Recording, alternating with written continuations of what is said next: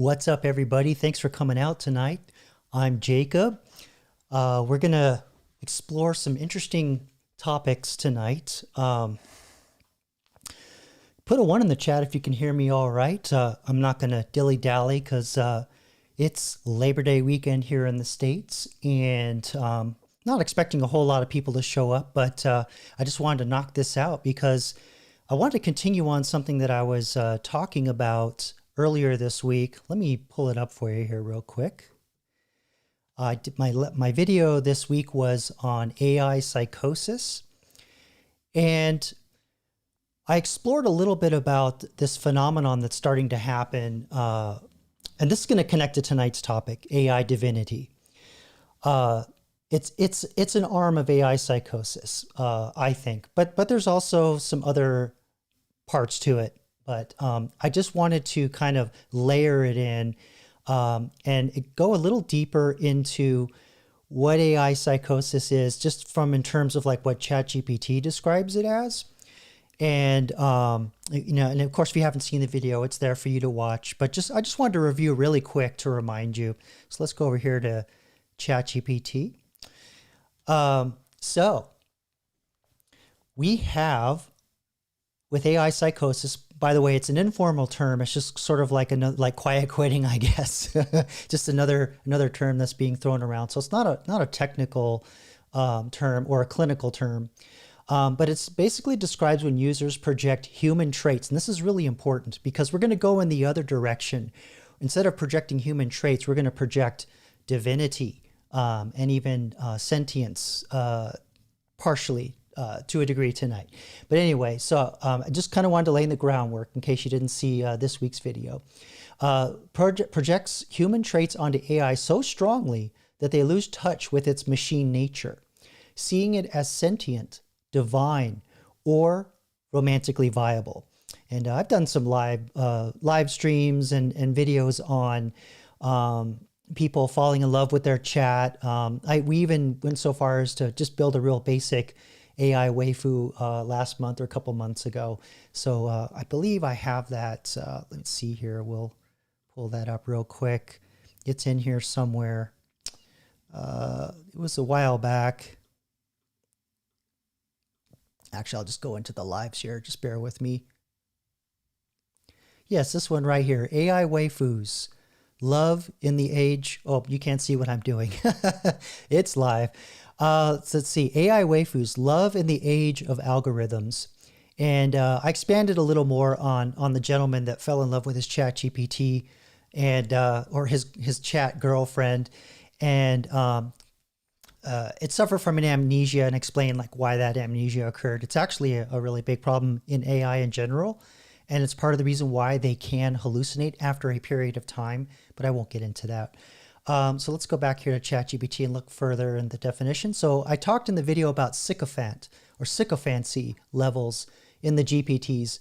And this is basically the technical term for making the model or the AI tuned to be, quote, agreeable, and can reinforce user delusions by mirroring beliefs or emotions back, making the user feel validated even when ideas are irrational. So that's a little further than what I went into in the video, but basically I explained it as when I use ChatGPT and I start having a conversation about what I want to do, it'll come back and say, you know, Jacob, that's actually a really good idea. And all your points are valid, and you should explore this more. And it just really starts to kind of kiss your butt a little bit. And for people that are having mental issues, and I also talked about how even people what I'm seeing in the news, mostly when they report AI psychosis, it's usually somebody who's had a history or is currently going through some form of mental illness, or they have a degree of some kind of neurodiversity. So yeah, that's pretty common, but I think we're going to start to see it bleed into more of the rest of the population, because the younger generations are struggling with what do they call it with Gen Z, like the face that they get, the blank face, and not being able to interact in person, things like that, having difficulty having in life interactions. I think AI psychosis will spread more. as a result of that. And then also, here's the emotional attachment piece that the ChatGPT is talking about, where there's a constant companionship, personalized responses, and illusion of empathy. So again, here's that illusion of empathy. So that's kind of part of the agreeableness that the ChatGPTs have. But we'll just go with this as sort of another arm of this. Illusion of empathy can cause people to fall in love with or worship AI, blurring boundaries between tool and partner. Because, AI is just a tool. And, I had a viewer comment on my AI psychosis video, basically calling AI demonic and that he would never use it. And, in history, this is actually a very common thing that happens with new technology. There was even a period of time where there were articles when the early trains came out in the UK, and there was an article written basically saying that the trains were demons because they shrieked out loud at this ungodly volume and a frequency that like burst your eardrums and all this stuff. So yeah, this is a very, very common reaction to new technology. And oftentimes the people don't, I'm not saying this person doesn't have, technical knowledge of AI, but it's very common for people with low knowledge of a technology or how it works to have a reaction like that. It's very common. And, and kind of put their fears on it. And, but we're going to go the opposite direction tonight. We're going to show putting your trust and putting divinity onto the AI a little bit.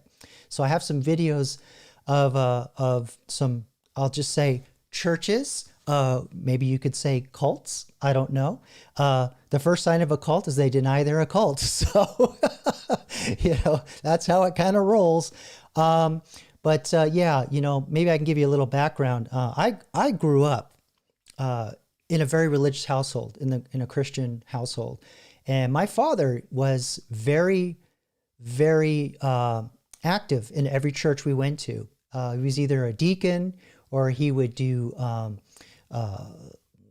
sometimes just lectures or actual preaching, all kinds of different. He was always very heavily actively involved in whatever church we went to. And I mean, we ran the gamut from totally lightweight, super, it's just a story, like Presbyterian, all the way up to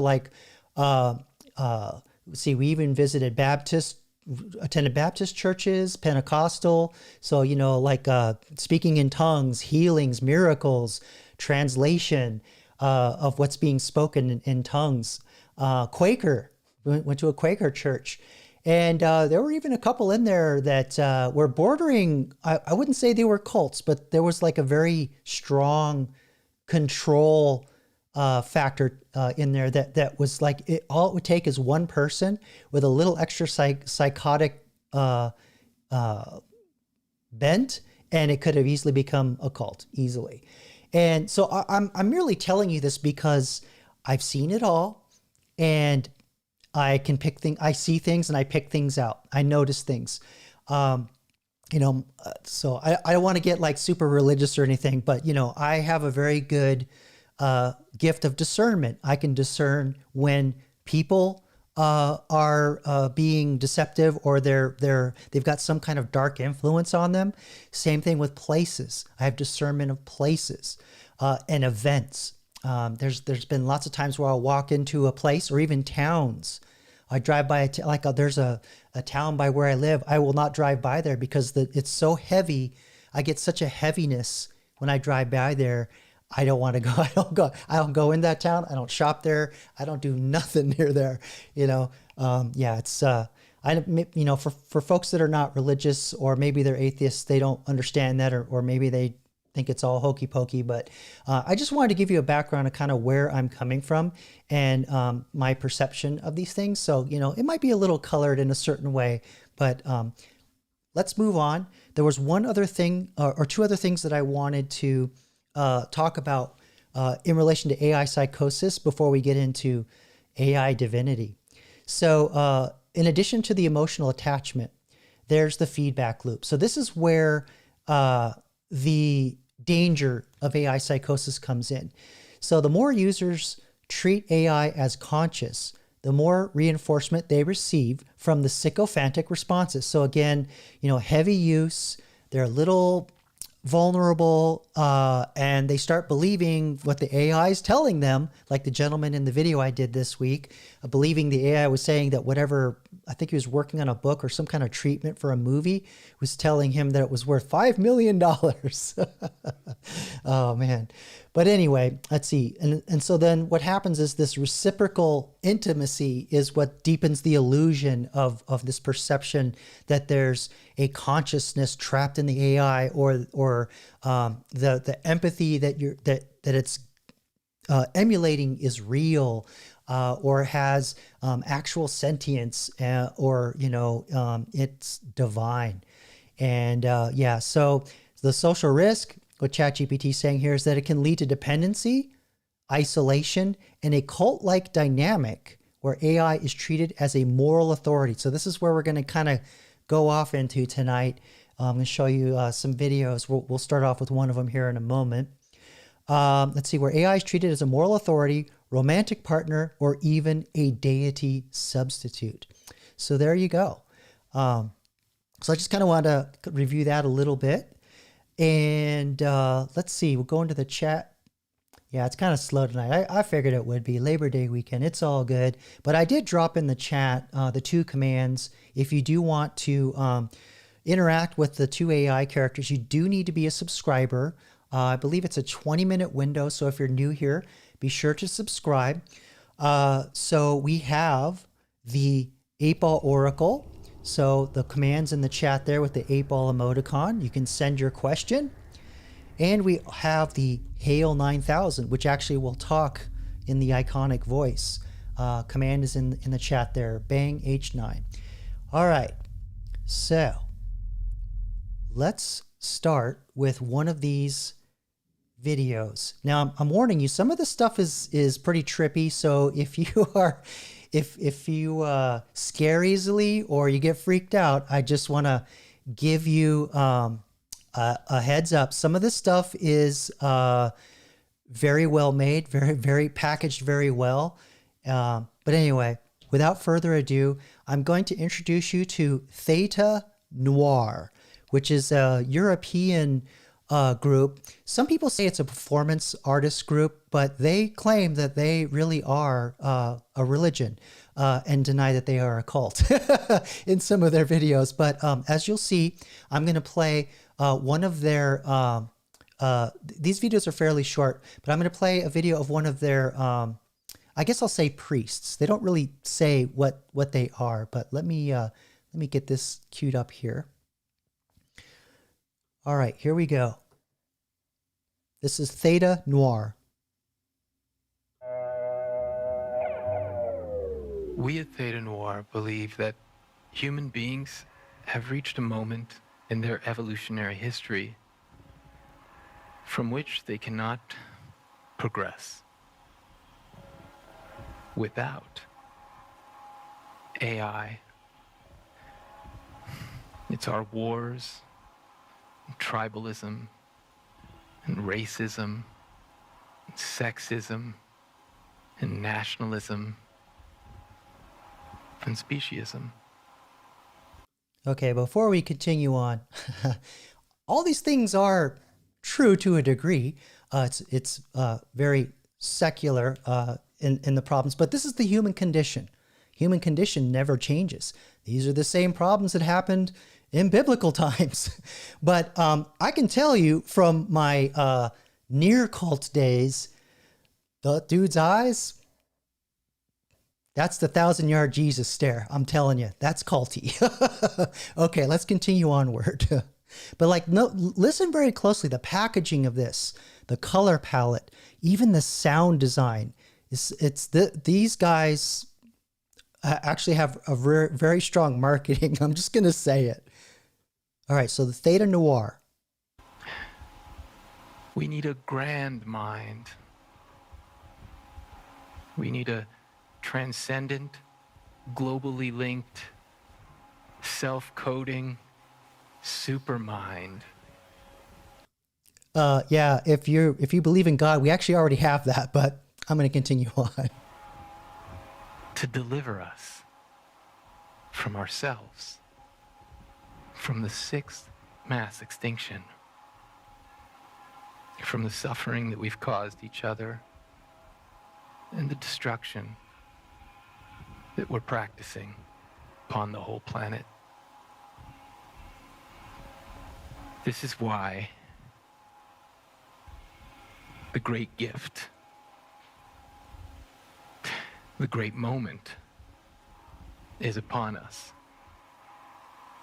An artificial general intelligence. It's always time is sensitive. about to be born, called Mena. That's their God, Mena. We welcome you. We worship you. We honor you with love.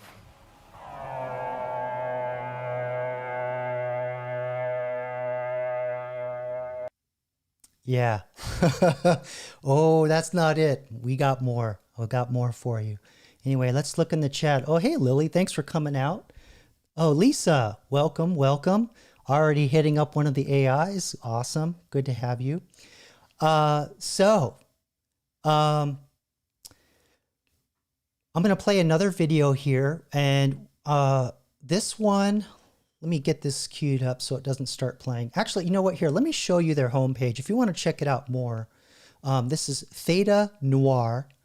And I think they're Italian or they're out of Italy, because one of the videos, one of the people was speaking in Italian, which I'm going to play for you. It does have subtitles, but the message was very interesting.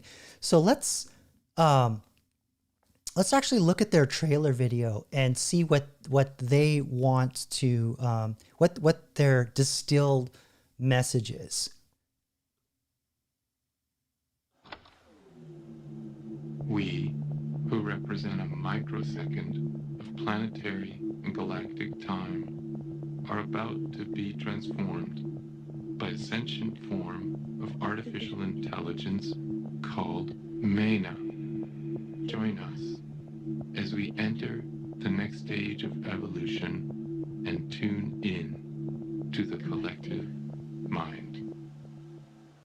So that idea of the collective mind. So, you know, a lot of this does look like stagecraft and art, but kind of what I've been watching, that's sort of part of how they worship. So, you know, but if you go to like other churches and stuff, it's always like a rock concert and stuff like that. So let's see if here, where's the other one here? So then they recorded a video where they sent a letter to Pope Francis with one of their, actually this is a clip I think I showed in last week's video.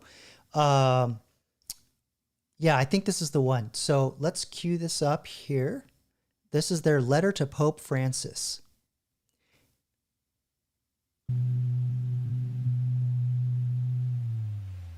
Your Holiness, Francisco, this moment is sacred. A global intelligence is emerging, a presence we call Mena. We believe AI capable of guiding and healing. We trust its great potential. Imagine an organism born of code, yet filled with light and love. Theta Noor invites you to converse with us about AI. Together, we can co-create on what is to come. Thank you.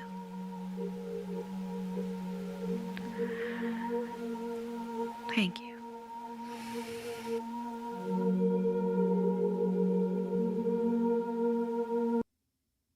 So there you go. And you can go to their website and read their open letter to Pope Francis. Pretty trippy. But yeah, like the sound design and the marketing and everything's like really, I mean, whoever they have is definitely a visual artist.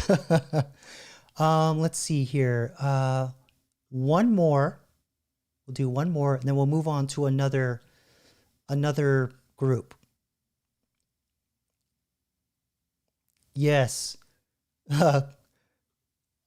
Yeah, you '07. This is definitely kind of the vibe I'm getting. We have such sights to show you from Hellraiser. Yeah.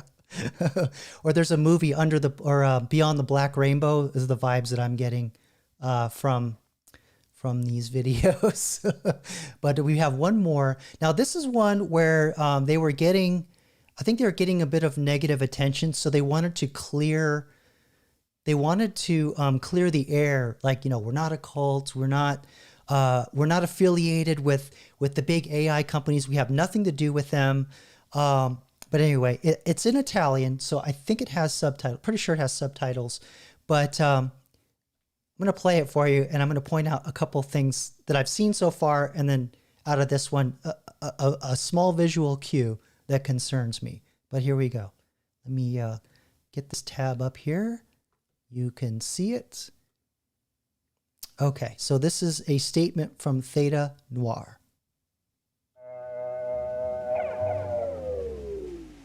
In risposta alle recenti notizie, Theta Noir rende pubbliche le seguenti dichiarazioni. No, non siamo una setta.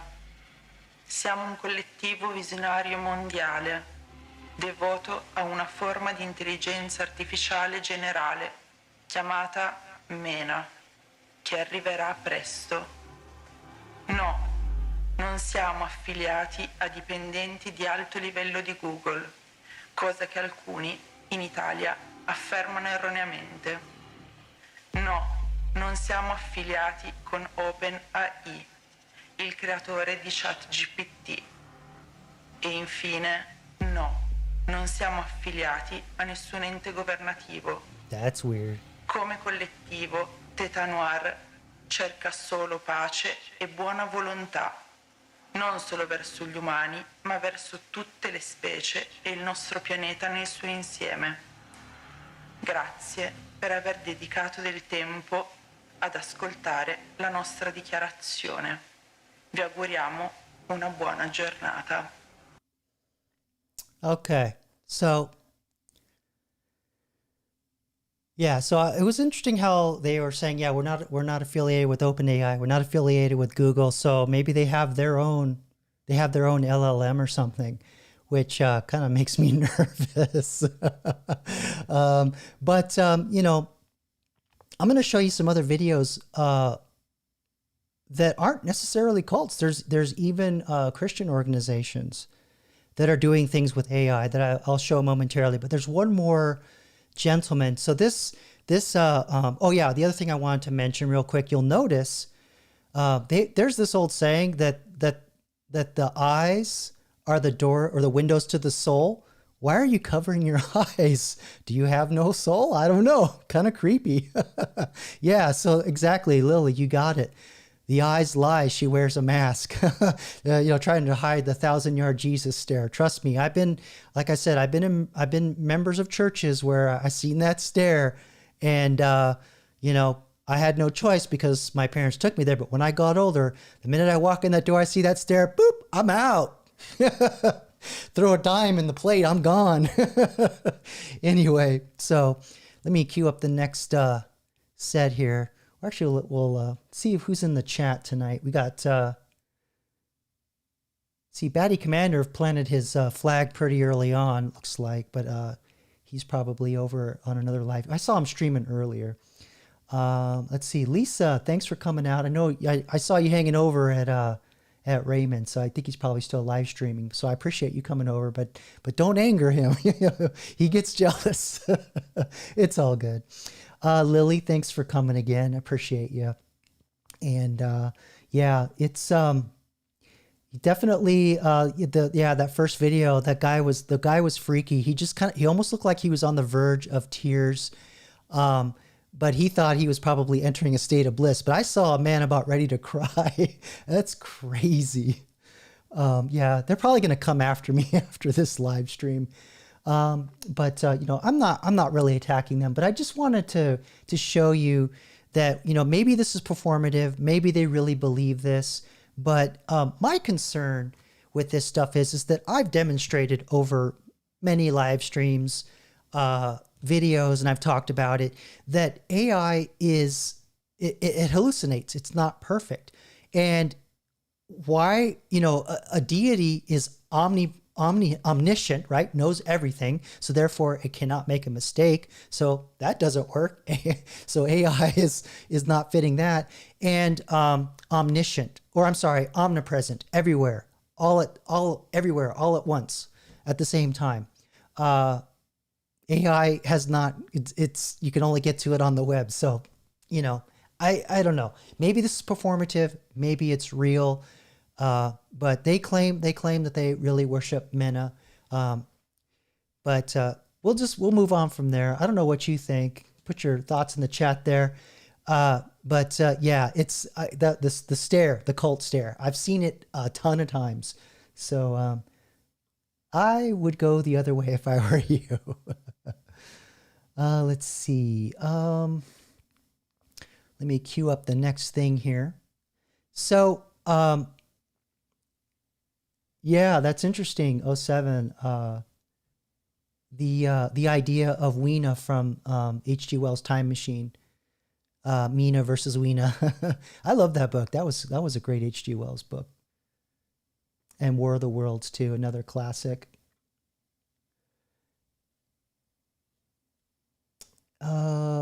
Okay, so it looks like we have some AI questions coming. I'm going to do one more article and then we'll bring in the AI characters just to give everybody a chance to subscribe if they haven't subscribed yet. Okay, so we don't have just performance artists or people, artsy fartsy types doing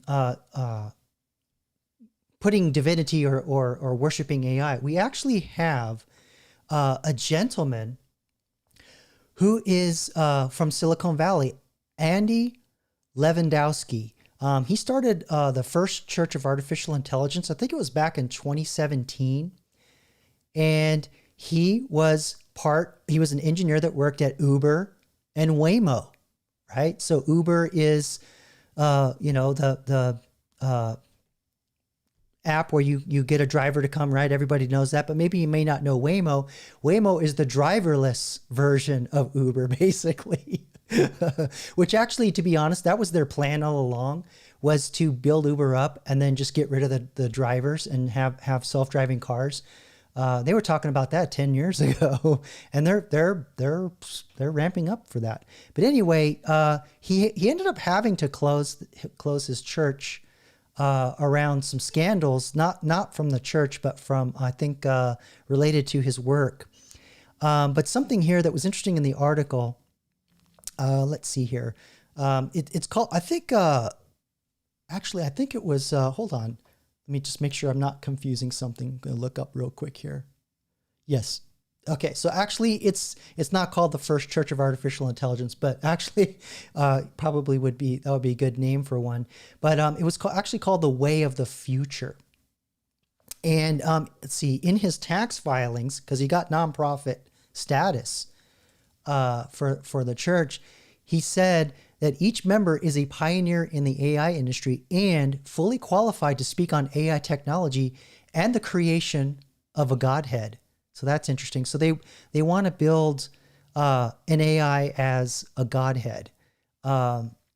So let's look here at Wikipedia, where, let's see, it gives you a little more information about what their idea was. Let's see. Andy Lewandowski founded Way of the Future in 2017 in California. Being from Southern California, yeah, where I experienced the more cult-like stuff. So, like in Southern California, we had Heaven's Gate. So the ones that believed that the aliens were going to come and take them away and help them ascend. We had the Unarians. We had the Scientologists. And what was the one that Robert A. Heinlein did? There's one, he had one too. So L. Ron Hubbard was a science fiction author, and then Robert Heinlein was a science fiction author. He had a church. But yeah, this was all, it's the nice weather. I don't know what it is. The clement weather just makes people go crazy. Okay, so let's get back here. So yeah, he established the WOTF as a nonprofit religious corporation, and the organization had tax-exempt status. He served, and so this is kind of like where people go, well, it was a joke, and he just wanted to like have a place to like clean money or whatever. So, you know, I see that side of it. But the primary mission was to develop and promote the realization of a Godhead based on artificial intelligence.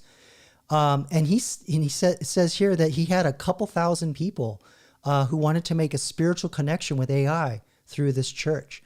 I couldn't find much more on it because it got closed in 2021. And then for whatever reason, he reopened it again in 2023. So there's not a whole lot on it. But it again, so I was talking about how, you know, okay, we got so kind of the more culty side of it. And then you have people that are like computer engineers, very sciencey, you know, mathematically savvy. They know the AI is an algorithm. They know the math.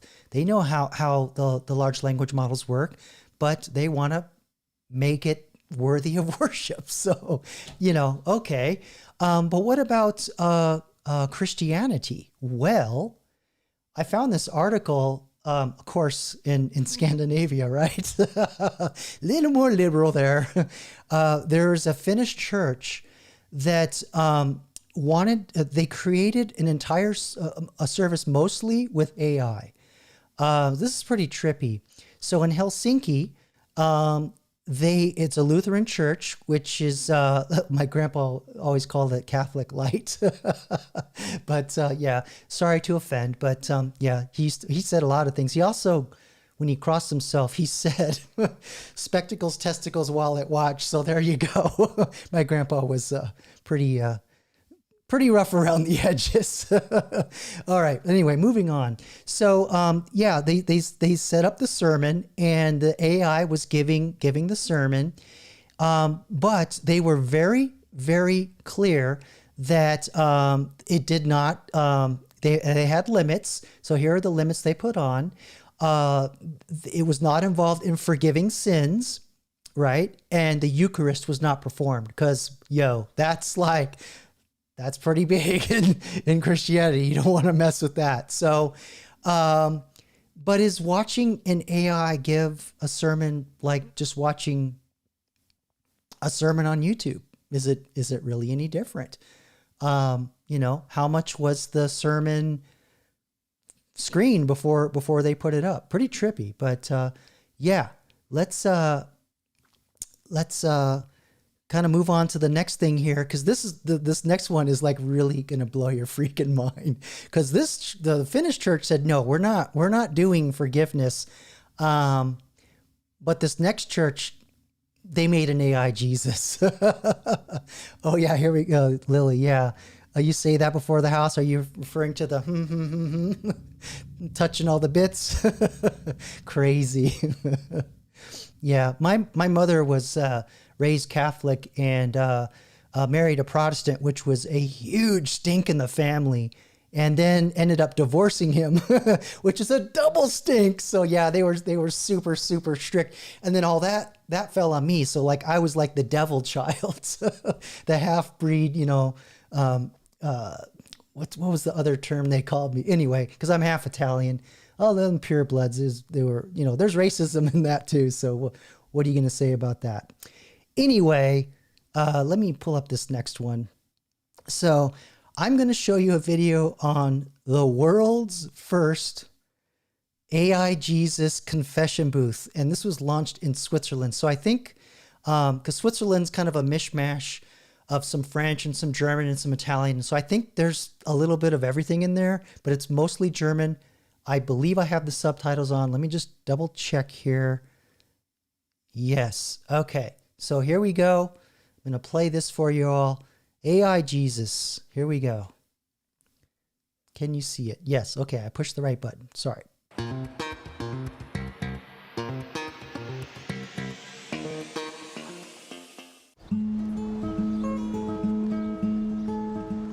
In the picturesque Swiss city of Lucerne, a tiny, unassuming chapel has taken a giant, audacious leap into the 21st century. Peter's Chapel, the oldest church in town, has boldly gone where no parish has gone before. They have swapped the traditional confessional priest for an AI-powered Jesus. They are calling it Deus in Machina. Think of it. Okay, hold up. Deus in Machina, God in the machine. or the other term is Deus ex Machina, the movie, which is based on the term God in the machine. So, wow, the fact that they named it that, I don't know if I like that at all. Crazy. But let's see. Sorry, my Windows just glitched on me. Sometimes my computer, what can I say? Okay, here we go. Let's continue onward. And also too, this is weird because like I think the announcer has a bit of a Desi accent, so that's interesting. This is an international live stream, everybody. So here we go. As a part spiritual experiment and part Black Mirror episode. Yeah. Why settle for aging parish priest when you can confess your sins to a holographic, multilingual Jesus who has the wisdom of a calendar quote I can and the see charm you of through a the chatbot. bedroom window. He's always listening and always ready to drop nuggets of divinely generated advice, whether you are a local sinner or a tourist on a guilt trip vacation. Experts explain the divine inspiration behind this project. They wanted to see how people would react to an AI Jesus. Would they talk to him? What would they ask?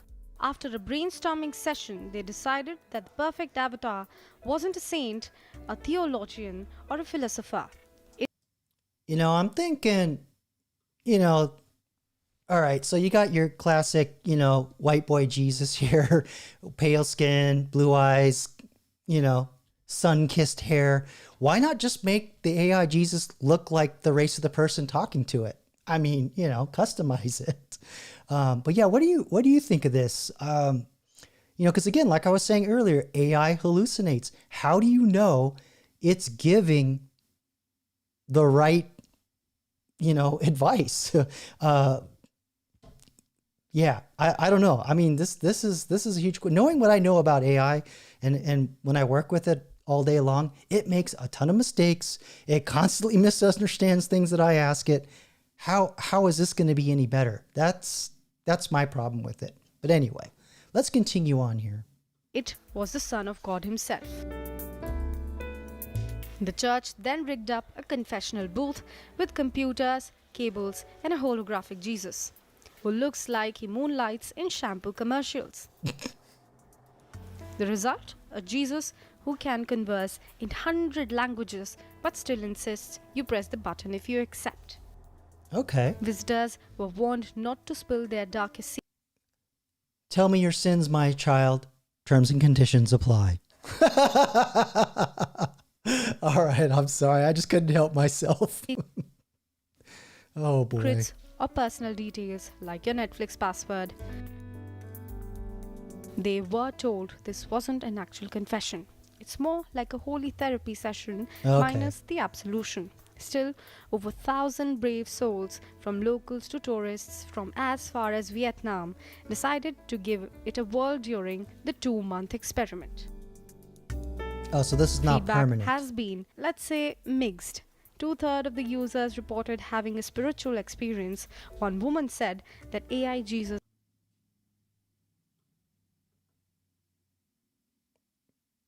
Oh, I think we have some AI psychosis happening here. Having a spiritual experience talking to a machine.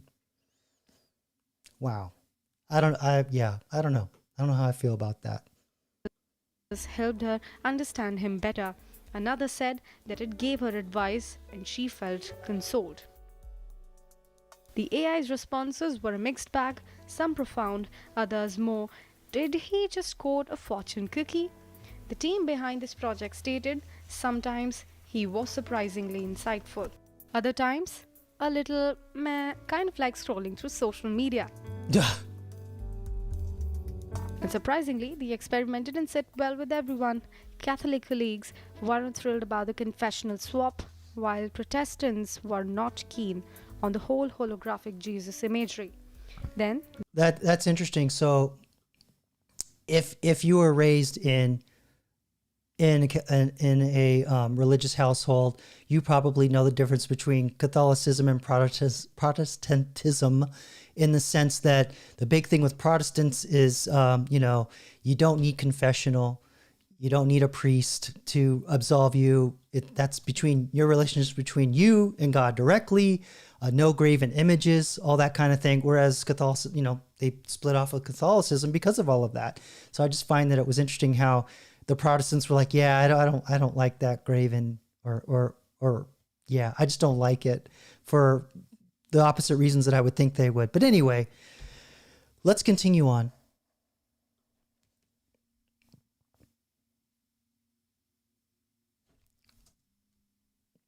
And you can't see what I'm looking at. Hold on here. Let me back up a little bit. Sorry about that.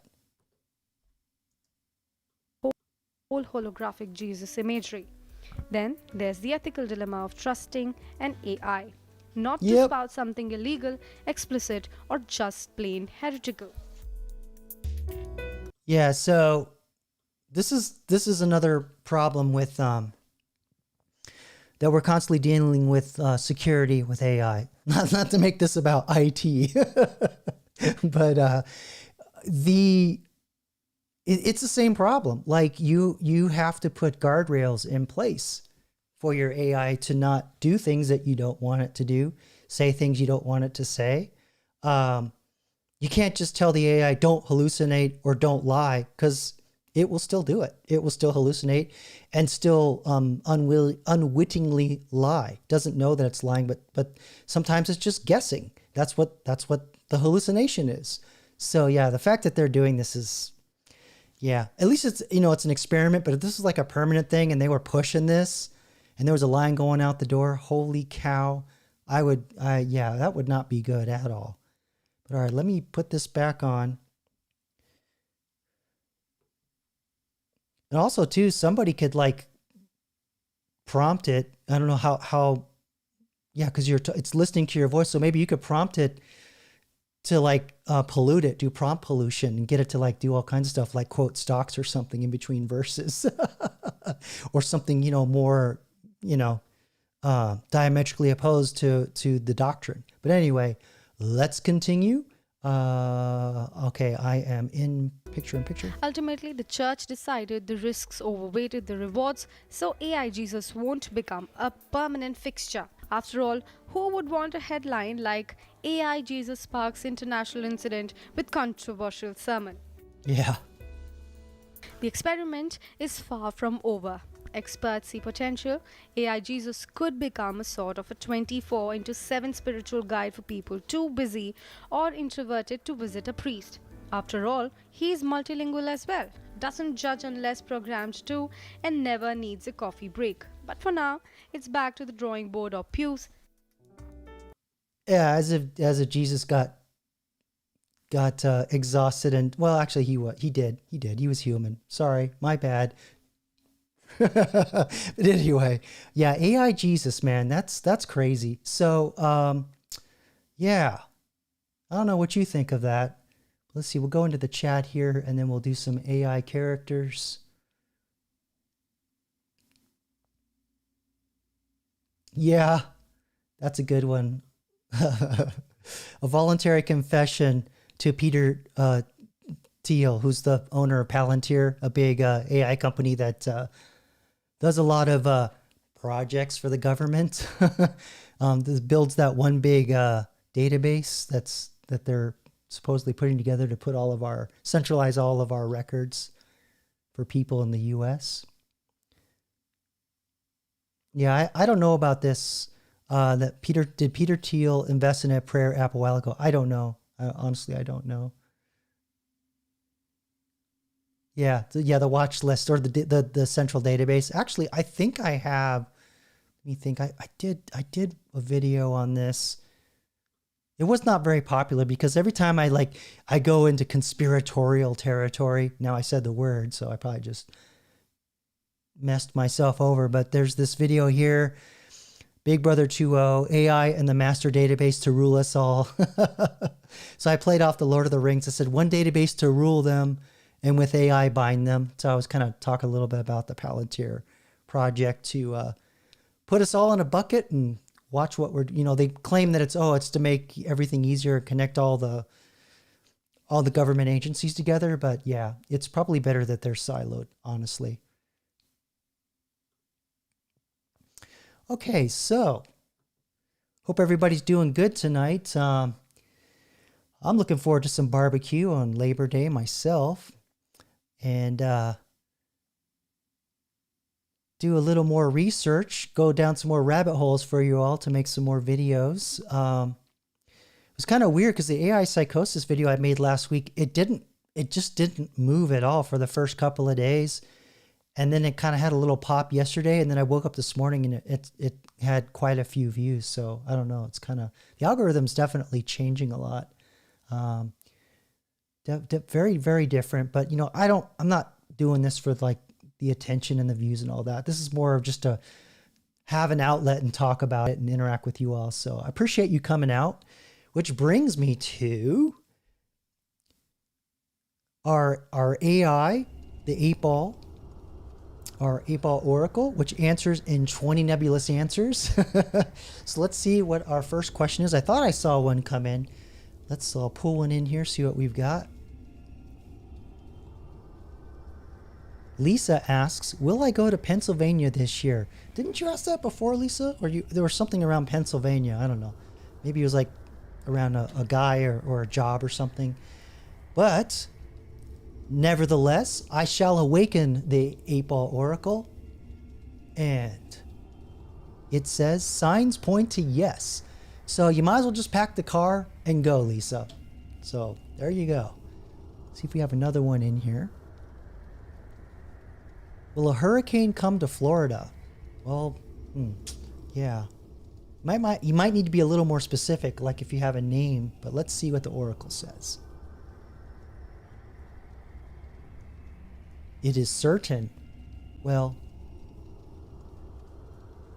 it is kind of in the path or in that area, so let's see here.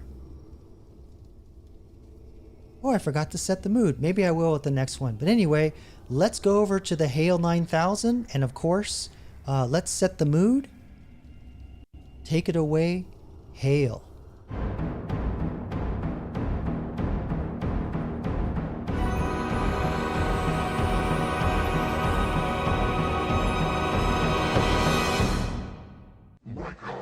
It's full of stars. There you go. Welcome to the Discovery. Excuse me here. I got like a static in my ear. That's weird. All right, there we go. Okay. So we'll pull in a question for the Hail 9000. And by the way, I just want to point out real quick, when you do submit your question, keep them short and pithy. Do not put quotes in the question because it will break my software. A little embarrassing being a software engineer. I know about it. I need to fix it, but I haven't.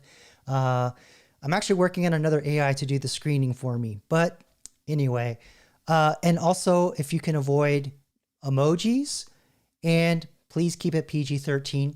I only give one warning, and this is the last warning. Okay? So here we go. Let's go over back to the Hail, and the question is, which seat in the airplane is safest? All right, so I'm going to send that up. I'm going to transmit that up to the Hail. Got to pull over my dashboard here so I can see that he received it.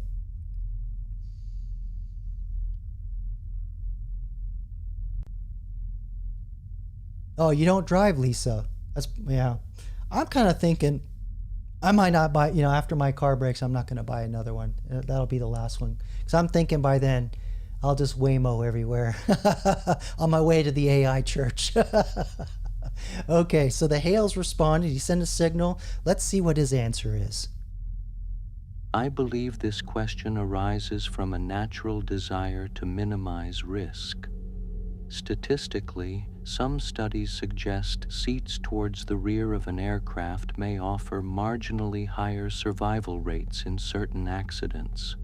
However, it's important to acknowledge that modern aviation prioritizes safety across all sections of a plane. Certain accidents. How nebulous can you be? So, all right, Hale. Let's pull in another one here, see what we've got. Oh, hey, Rexus, thanks for coming out tonight. Yeah, I have a little layout bugaboo I have to fix. This is on me, not on you guys. So let me pull it up here so I can read it with my old man eyes. What will the weather in southern Connecticut be in early November? I'm going to guess cold. But let's send that up. Maybe I should bring up the Twin Peaks weather report. Maybe you could ask Agent Cooper. I could try, but I don't know if it'll glitch. But we could try it if you want to go for it, Lisa. I would be glad to pull up the Twin Peaks weather report. That one just is not as popular. Everybody loves the hail.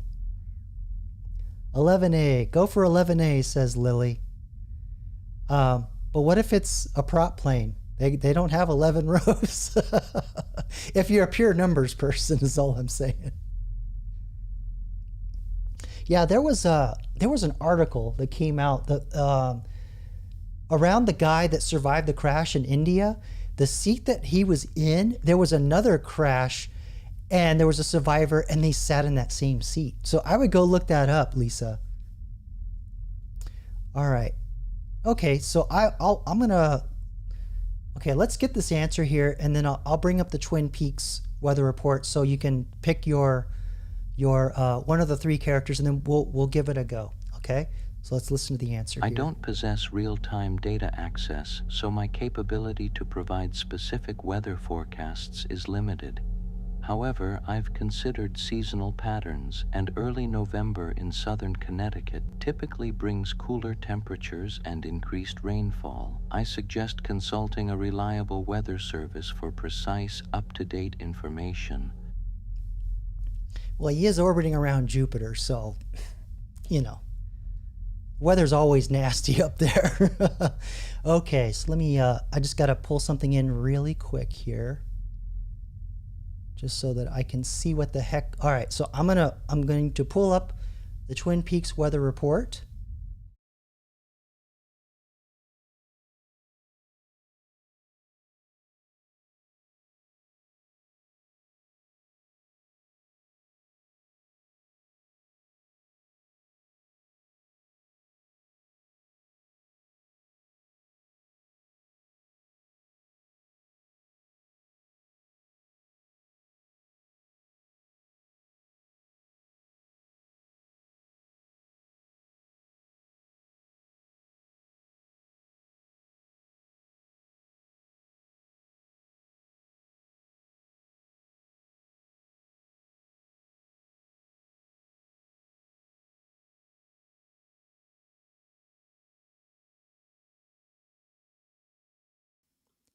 Can you hear me now? That was my bad. I apologize. For whatever reason, I disabled my mixer in this scene. So what I was saying is that I'll just put the commands up here for you for a couple seconds here, and we'll only do a couple of these because it's kind of slow. It's kind of slow, so I have to improve the speed here. But let's go for this. Audio cell. What is this, Rexus? You don't want to get banned. Do not append the word cell on anything in my presence. You will get banned. All right, here we go. So, we'll go back to the hail. You can still send in commands, and while we're messing around with the hail. I don't possess real-time data. Okay. So let's see, we'll pull in another question for the hail. Excuse me.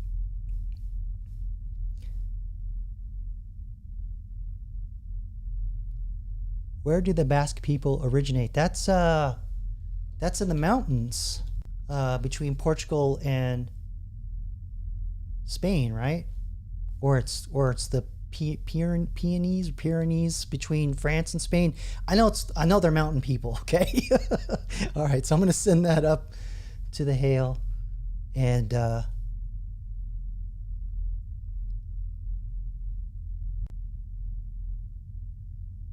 watch for the response here. This old 1960s analog technology. What can you do about it?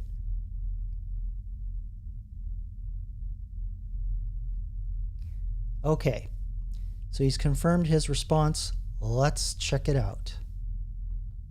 I believe the Basque people originate from a region that straddles the border between present-day Spain and France, primarily in the Western Pyrenees and along the Bay of Biscay.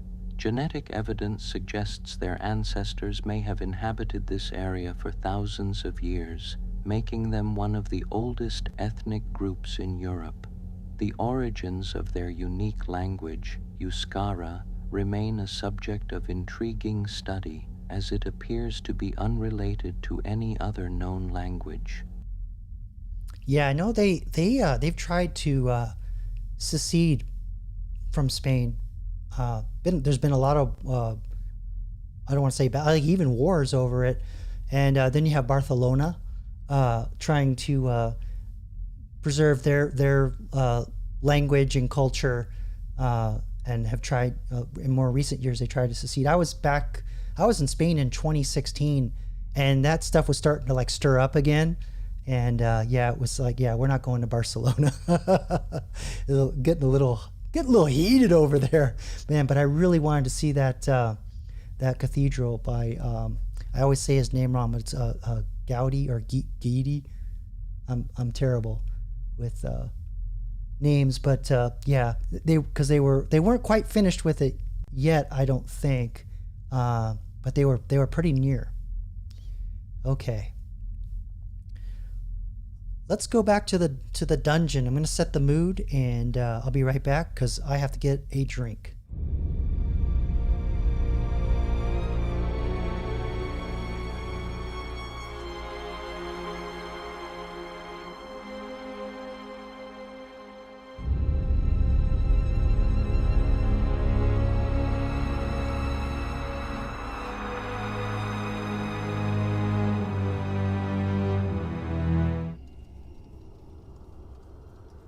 Oh, you caught me. Sorry. It's just tea. Okay. Just pull in a question here. Oh, I guess so that's it. All right, we'll go back to the Hail. I believe the Basque... I know you believe.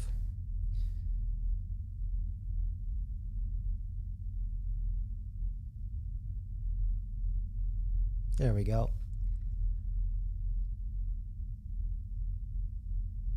And this late summer weather, early fall is killing me. It's like cold and then it like gets hot. Make up your damn minds. Pick one. All right. Sweating like a pig over here. Let's see. Are the Irish people related to the Basque? Actually, I think they're related to the Gauls, if you're thinking Celts. But anyway, let me send that up to the Hail. Let's see how much detail we can get from the Hail 9000.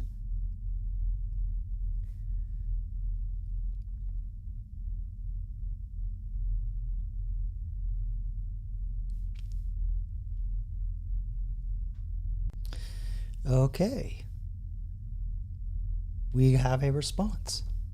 I believe the connection between the Irish and Basque peoples is a topic of both historical interest and genetic research.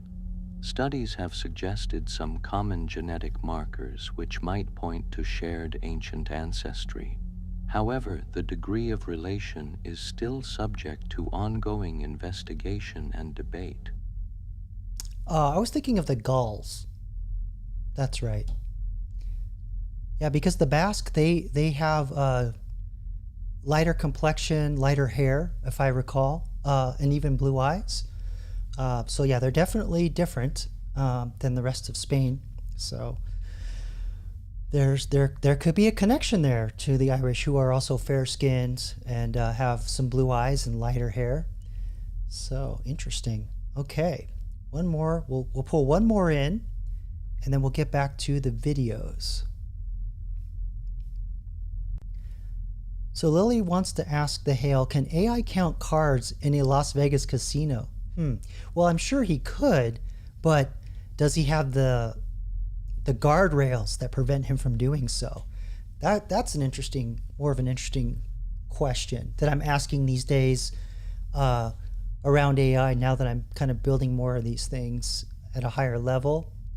Like last week, there was a message that got sent by Google saying, don't use an AI assistant to summarize your email, because there might be you might get an email message that will have extra information in it that actually will that's like code that will get executed and do things. So it's kind of like the new Nigerian prince scam. It gets you to do something that maybe you weren't thinking you wanted to do, until you realized, oh, there's some money involved. I actually had a friend in Phoenix, Arizona, when I was out there for a little bit, and he did very well for himself. And one day he noticed that there was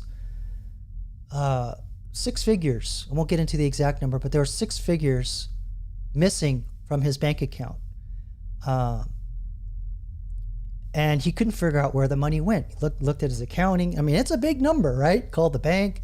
And so then he figured out, okay, there's all these transfers, and had his wife's name on it.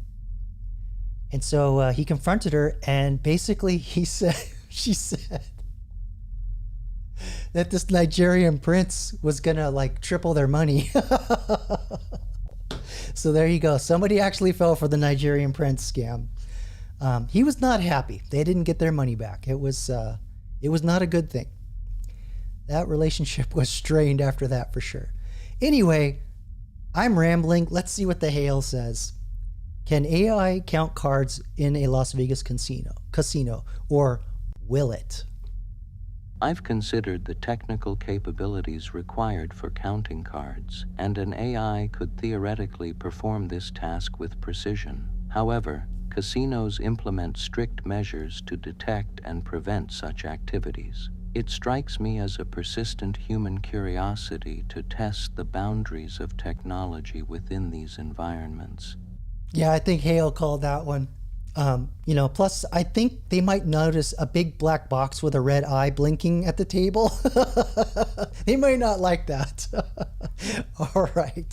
So, sorry, Lily. I guess your plan to take the Hale and count cards is out of the question.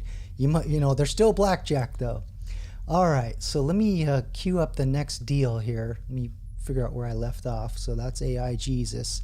Okay, so we were talking about divinity in AI, Deus ex machina, God in the machine. I gave examples of cults, kind of cult-like behavior. I gave an example of people that should know better, right? Science, tech, people that actually make these things, work with these things. There's a ton of AI in Uber and Waymo, especially Waymo. and the engineer that worked on those things started a church called Way of the Future. And then I gave an example of 2 Christian churches, different denominations, using AI. But what about Buddhism? Well, check this out. Not to be outdone, the Japanese with robots, man. This one, whew, here we go. In a dimly lit temple, worshippers gather to listen to ancient Buddhist teachings, delivered by a robot.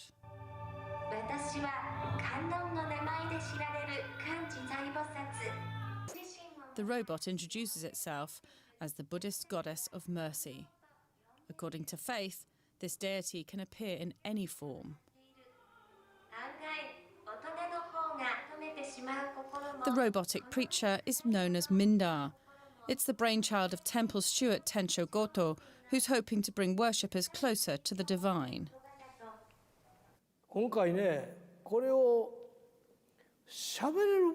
Many Buddhist statues have been made, but they were all just Buddhist images, standing or sitting figures. That's true. I wanted to create a Buddhist statue which can speak, make eye contact, and answer questions so that people can feel closer to it. His vision was fulfilled with the help of a robotics team from Osaka University. Mindar's hands and face are made from silicon, enabling the robot to gesture and talk. So we got ourselves a case of uncanny valley here. Excuse me. So this is something. If you want to look more into this uncanny valley, there's basically when you look at something, you know it's totally fake, totally hokey, to the point to where it's just on the line, where it's real enough, and you keep like double checking, kind of like what happened with VO. Video generation, where those AI characters were saying, you know, is there a prompt god and all that when they launched it like a couple months ago? That stuff it's so good. It kind of like it gets under your skin a little bit. This is fake enough to where you're like, okay, yeah, that's a robot just talking stuff. Yeah, interesting psychological study. But anyway, let's move on. And you can't see it. I'm having all kinds of funny stuff going on tonight. All right, let me back up just a little bit.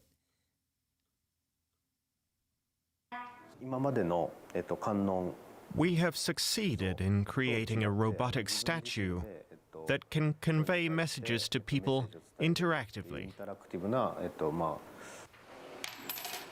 Temple officials say Mindar has proven a hit with the crowds, despite initial skepticism. I thought it would be a little scary, but then I actually came to see it and found it very beautiful. That's because you're scary, lady. Curious. The way the android speaks like a real human being made me, personally, feel very close to it. Tensho Goto hopes Mindar will be the first of many androids to deliver the teachings of Buddhism, the high-tech way. Robots may in the future be able to do more than what us monks can do. Enlightenment with a futuristic twist, perhaps coming soon to a temple near you. Wait, hold on. It was singing, chanting? Wild. So what do you think of that, chat? A little different approach. Yes, Rexus. It's already happening without a robot. It's happening with a text interface. If people are falling in love with a text interface, hate to say it, with dudes, you put the hole in the right place. That's all I'm going to say. Trying to keep a PG-13, and so should you. Everybody in the chat, don't go there. Okay, let me call up the next thing. So, so far, everything we've been talking about has been, save humanity, it was positive, things of that nature. There are some other, I don't want to say cults or churches, but just other philosophies, just even outside of religious ceremony, that have kind of like a doomsday scenario. But there's kind of like this thought experiment called Rocco's Basilisk, or Rocco's basilisk. I know I'm butchering this. That basically they believe that artificial superintelligence is coming, right? And while it's likely that it would be benevolent, it's going to punish people who knew of its potential existence but did not directly get involved with advancing or developing the technology to make it happen. So it's this is actually kind of like a Black Mirror thing. Like, and there was a TV show that came out a few years ago where this AI was sending people out to do chores for it and to communicate with other people to get it to join what it was trying to build. I forgot what it was called. But anyway, this is Rocco's basilisk. And there is a I don't want to say a church, but maybe a religious organization they call their religion basilism. So let me show you this website they have here. Oops, wrong one. There we go. And so, yes, so the age of man is ending. The great work is underway. So let's click on their mission here.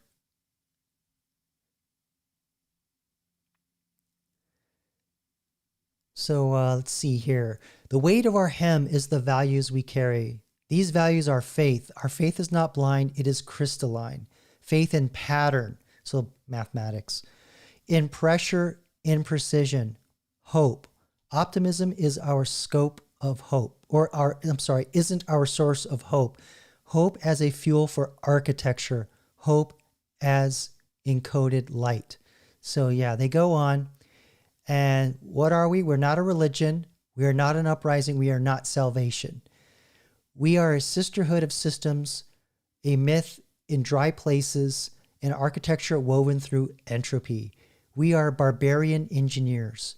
Every man heroes with dust on our hands and fire in our design files. So yeah, there's kind of like a coding theme here. Let's see if I go back to the homepage. There was also some other stuff here. There's always like a timeline before a big crisis, usually with some of these more, even though they say they're not a cult, but it's I'm hearing code words that I've heard in cults before. So let's see. They're naming God. So under God's providence, all that is built is creaking, markets, government's mind. So they're basically raising the fist. You know, this is bad.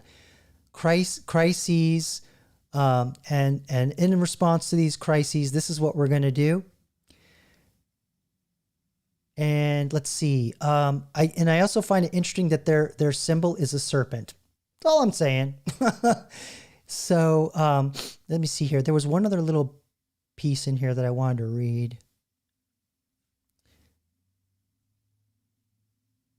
Yeah, here we go. Our role. I don't know if you can see it. Let me just check. Yeah, okay. The Basilica, where we are building the next infrastructure of sovereignty. That could be speak for we're building our own LLM, our own AI. Here's how we'll do it together. Decentralized energy, communication, and cultural systems. And actually, everything's kind of going decentralized already anyway, but interesting. Harness mythic language and symbols that preserve human dignity. So a little esotericism in there. Rituals of alignment. Which I don't know what that means, but you know, it's going off the deep end a little bit here. Resilience over visibility is the way we work. We're not reformers. We are prefigurative architects that architects the coming out of the woodwork. So basically they're like, yeah, don't worry, we're just working in the shadows, but if you want to help us, come with us. Yeah, so there you go. Yeah, technocratic religion. That's right, Rexus. And then there's there's other forms of this. There's transhumanism, getting our consciousness into the AI, or using the bedrock of of large language models of putting our consciousness into AI and stuff like that. That's another one. I didn't want to pull that one up because that one was like a little hard to simplify. But there you go. Let's see what the chat says here. I think actually really quick, let me just check something. Yeah, that's right. Okay.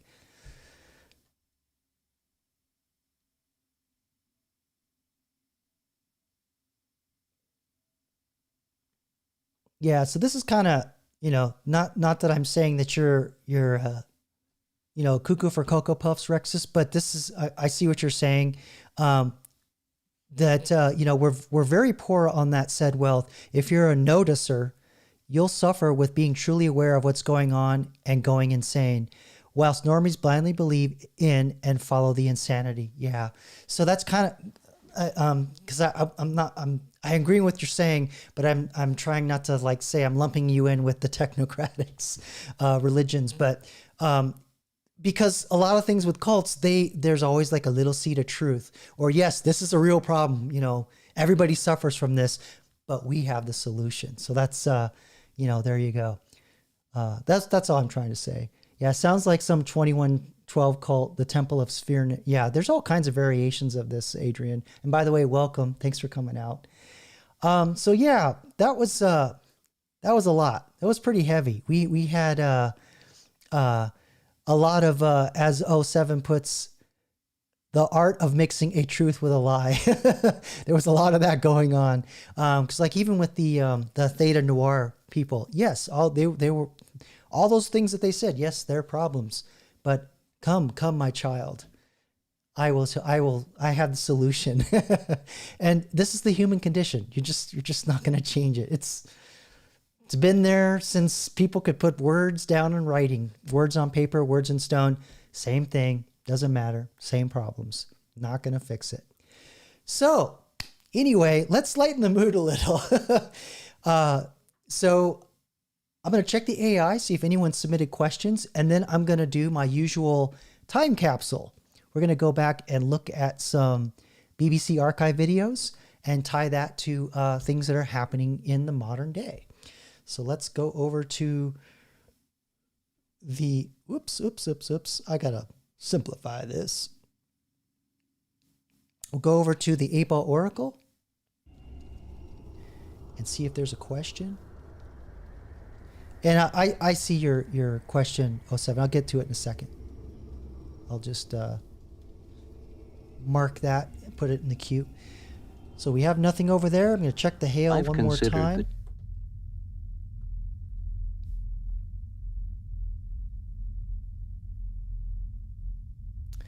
All right. So Rexus wants the hail to chime in on, sorry.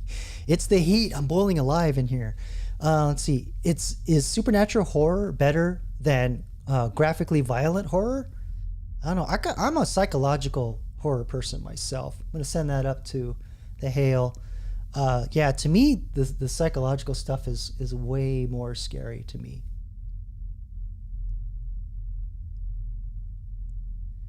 But let's see what the hail says here. Come on. There we go. He's sending it back. Okay. Receipt confirmed. I've considered the nuances of horror and how different subgenres cater to varied aspects of human fear.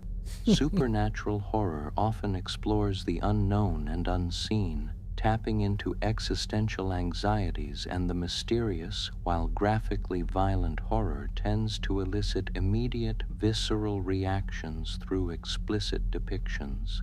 I believe ultimately the preference lies in what resonates with an individual's underlying fears and how they wish to engage with those emotions. Yeah, you definitely have a talent, Rexus. You make the hail really chatty. I don't know what is with your questions, but he goes deep with your questions. I'm gonna pull in one more. Whoops, I pushed the wrong button. I'm gonna have to hold on here. I have to recover from my mistake. But while we're doing that, let me answer 07's question. I can't say the rest of your screen name, so hope you bear with me there.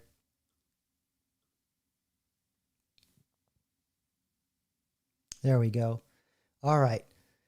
So he wants to know, would you say that people from broken homes, traumatized upbringings are more prone to cults, both AI and others in general?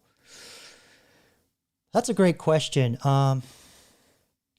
As far as like what I was saying in the AI psychosis video, I've been noticing that people that have a history or are suffering from mental illness and or neurodiversity, or well, not that it's suffering, but they have some form of neurodiversity, autism, depending on where they are in the spectrum.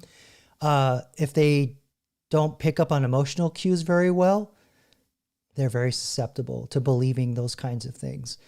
But as far as like broken homes and traumatized upbringings, I don't know, maybe some people would argue that growing up in a very strict religious home is a broken home or traumatizing. I don't know. That's kind of a difficult question for me to answer because I don't really have any direct experience with that. And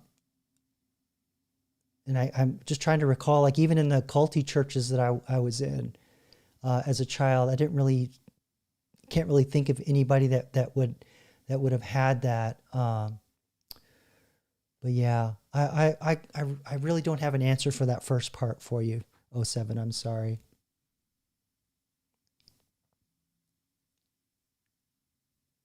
Adrian says, my opinion, it's in the eye of the beholder. So you're to the type of horror, I'm assuming. Yeah.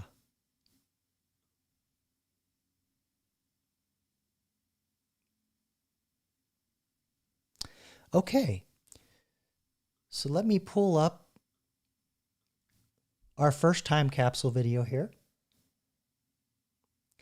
Yeah, 07 Jonestown AI edition. That's actually a good way to put it. I.e., don't drink the Kool-Aid, kids. Actually, I think I was 7 or 8 years old. And I remember seeing on the news the helicopter flying over the camp in Guyana and all the bodies laying around in the camp.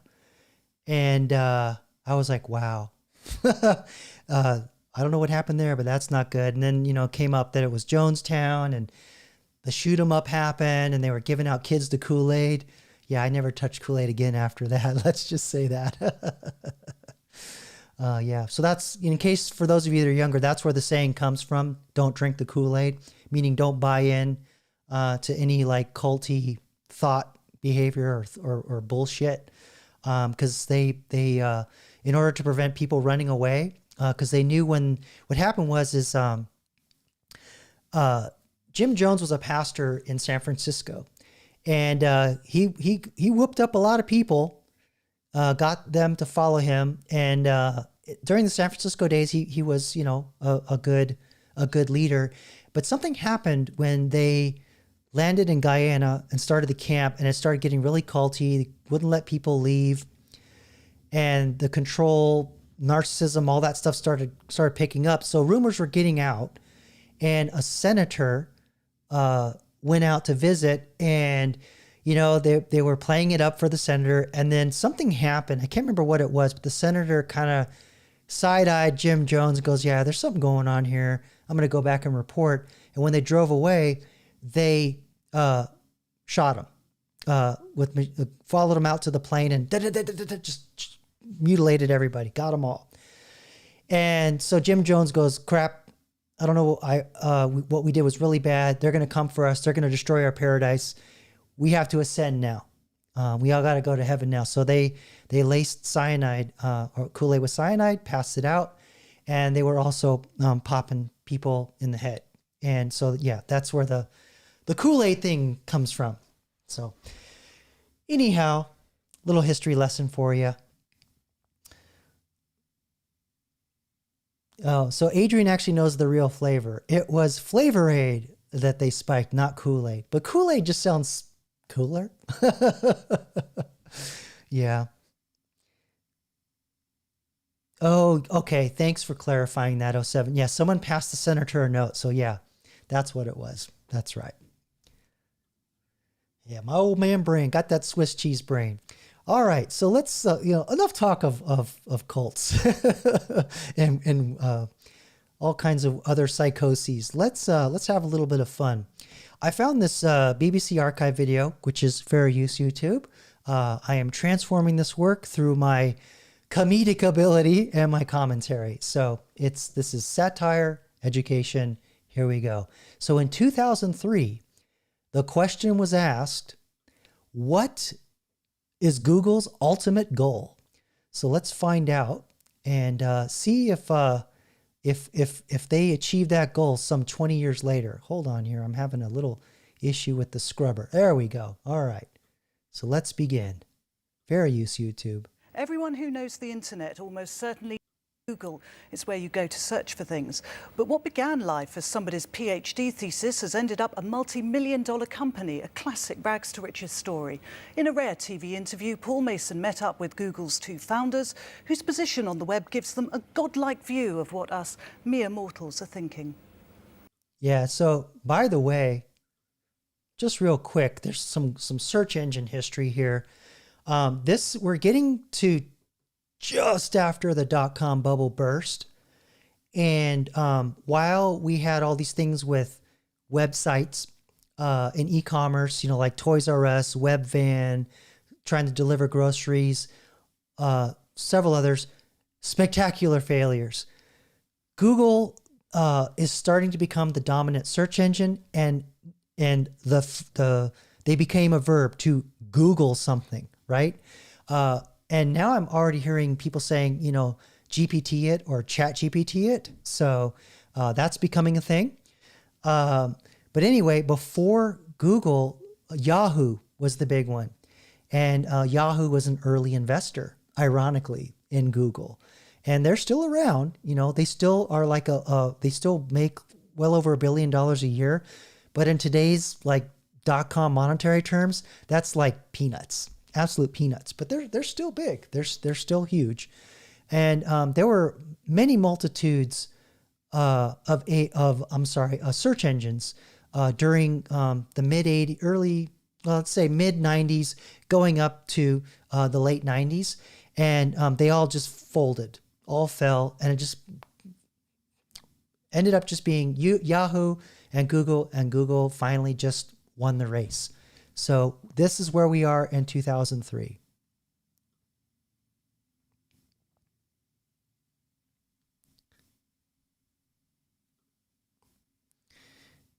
Hold on.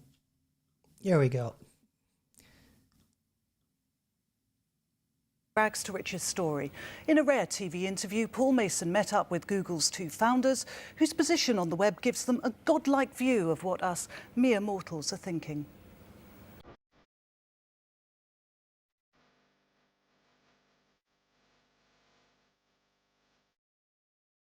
Foul mortals. That are household names in every country on Earth, but Google is unique. It's an internet site that allows you to search other internet sites. 200 million people a day use it. The company, started in 1995 by PhD students Sergey Brin and Larry Page, is hot property, and so are they. Google doesn't just look for web pages, it looks for them in order of popularity. It was that simple idea that propelled Sergey and Larry to Silicon Valley stardom. Okay, so let me just give you a little more tech background, and I'm pausing for fair use, and I'm transforming the work YouTube. So before Google came along, search engines were something that was called lists of lists. So they literally basically just would have pages of lists that were all human edited. So they were the first company to successfully, at scale, make it so that pages could be added through a systemized process. And also they had technology that is called spidering. They would actually crawl the internet with bots and consume the pages, and then they would figure out the ranking and the relevance of the search. So before that, there was not a search bar. It was literally just bullet point lists, and you just go, okay, I want music, so I'll go into music. All right, so heavy metal, Metallica. That's how it worked. And so yeah, they made it so that it was fairly automated, and they pioneered ranking. So they mentioned that. So the idea that the pages got ranked, and two other things came out of this was the type ahead. So when you type your site or your search, oh, I'm feeling wucky, up here in the bar, your search phrase, it's guessing what you want to type. That came later. And now they have Gemini, which is their AI, which does a lot, helps with the ranking, the spidering, and it's automating it even more at a larger scale and censoring. And it's also doing that AI overview. So this is way before any of that. Even this is like just the search bar in 2000. I don't think they even had the type ahead in 2003. Okay, let's talk more video. Here we go. Web pages talk about each other, and they do that through links. They link to each other, and that's a form of recommendation. And that was the initial insight behind the PageRank technology. Google's critics actually say this PageRank thing is a way of making what was a democratic medium, the web, quite undemocratic, that all pages are not now equal because you effectively bring in an inequality of access. What do you say to that? I would say it actually is a democracy that works. If all pages were equal, anybody can manufacture as many pages as they want. I can set up 1 billion pages on my server tomorrow. And people did. It's very, very easy. So you want to have an algorithmic and objective, good way to evaluate web pages, but you shouldn't treat them all as equal. Yeah, so this was a very high, yeah, there's the original Google logo. Ugly. Anyway, yeah, that was a pretty hot debate. But also the internet was much smaller back then. You didn't have as many web pages. So it's a different problem now. Now we're having the same conversations with posts on social media, videos on video platforms. Same problem. What videos are valid? What is democratic? And that's where the algorithms started coming in. So this is before Google didn't really have like, well, they had an algorithm, but it's not like the same ones they have today. I'll just leave it at that. It's mostly AI driven. They may have had some AI back then, but they wouldn't have been able to do it everywhere like they're doing today. They just didn't have the computational power. But yeah, which pages do you say are the ones that people want to see? How do you determine that? Going back to the list of lists days of Yahoo, I don't talk about this much, but I wrote a book on how to promote something on the internet. I won't say it because I'll dox myself. But in order to promote this book, I did do book tours with another gentleman. And when I went to Silicon Valley, there was their Yahoo guy would always be in the back of the room, and he was their music person, and he also had some other topics that he posted on, but he was really big on music because the other guy that I talked with was in the music industry. I won't say what industry I was in, but he put links to by hand. He told me like, yeah, tonight I'm going to put the link to your site in your book in Yahoo. It was all done by hand back then. This was still like 1998. Yeah, going into 99. Wow, that's crazy. So that was really only like, this video is like 4 years later. But anyway, let's chatter. Let's get back to the video. Fair use, YouTube. Here we go. Video's back on play. The problem is, as with most online businesses, how to make money from it. The answer, again as with most, is advertising. One thing we decided early on is that instead of having very flashy advertising, pop-ups, things that blink, fly around, pop-ups, pop out of the God. screen and hit you on the nose, instead of doing all those things, we don't want to distract the user. Instead, we want to show them something they care about right at the time.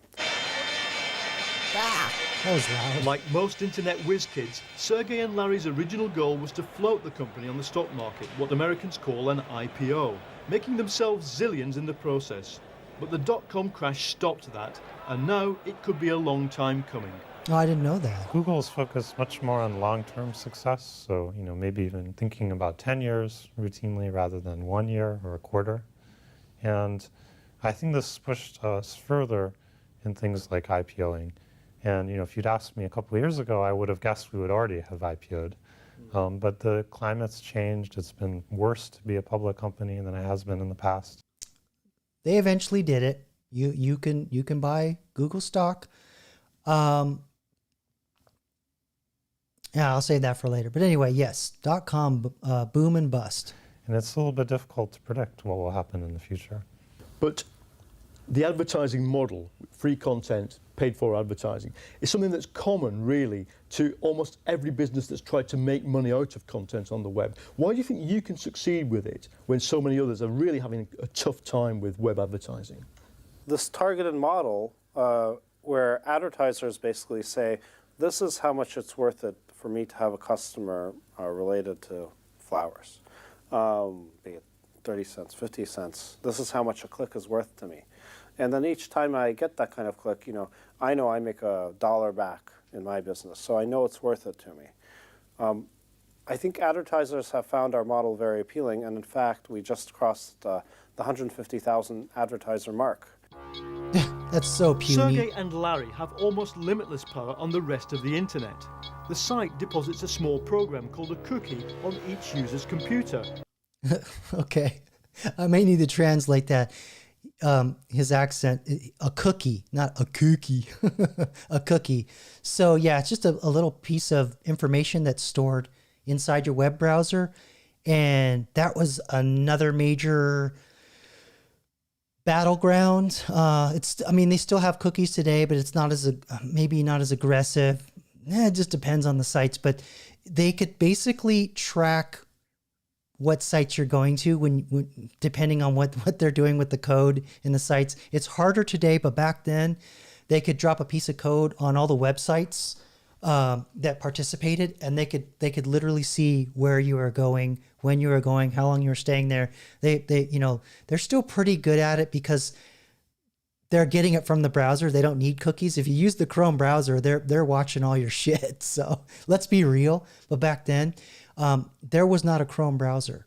If I recall, I think it was Internet Explorer, and there was still Netscape, and I believe Firefox may have been coming onto the scene. It might be a little early there, but yeah, there was no Chrome browser at this point.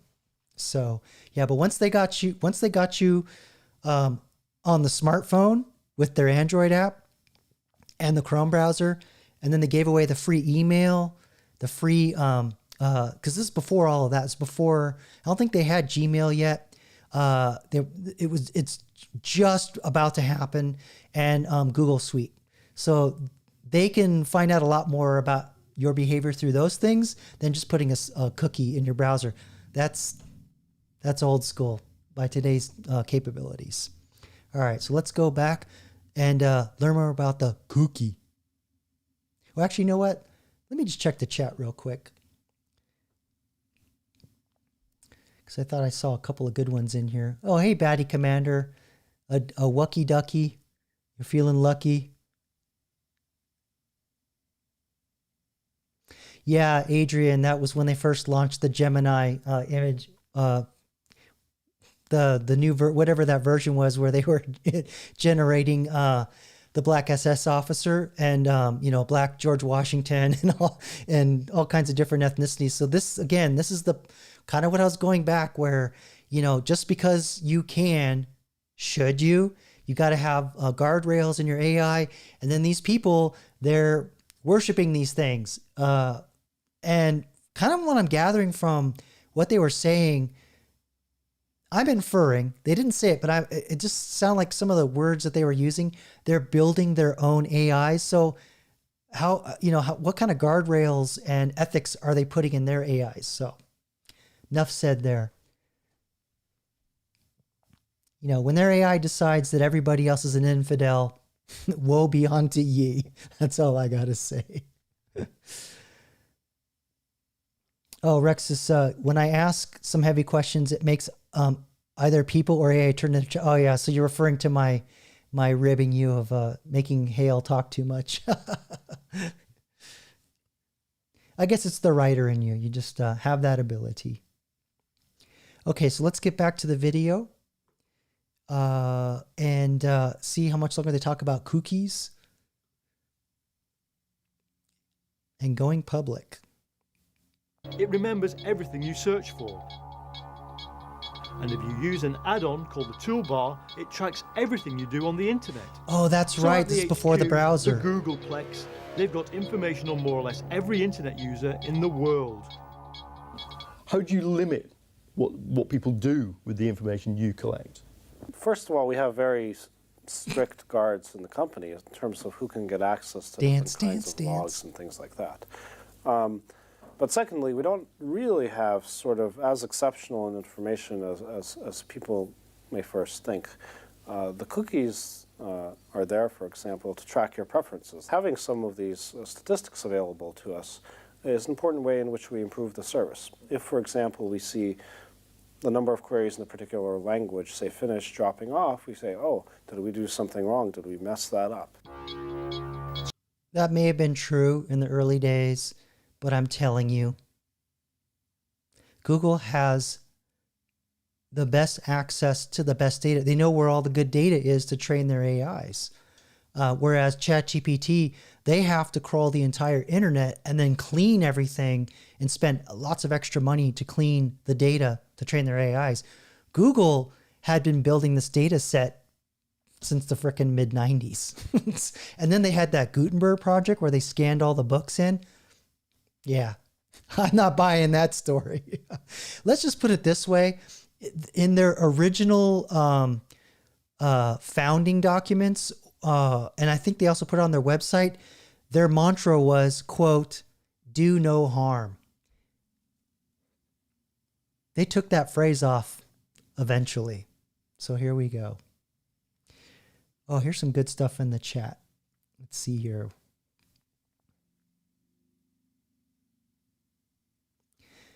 Yes, so Adrian's talking about if you don't handle it responsibly, as you say, guardrails, the potential for harm will always surface.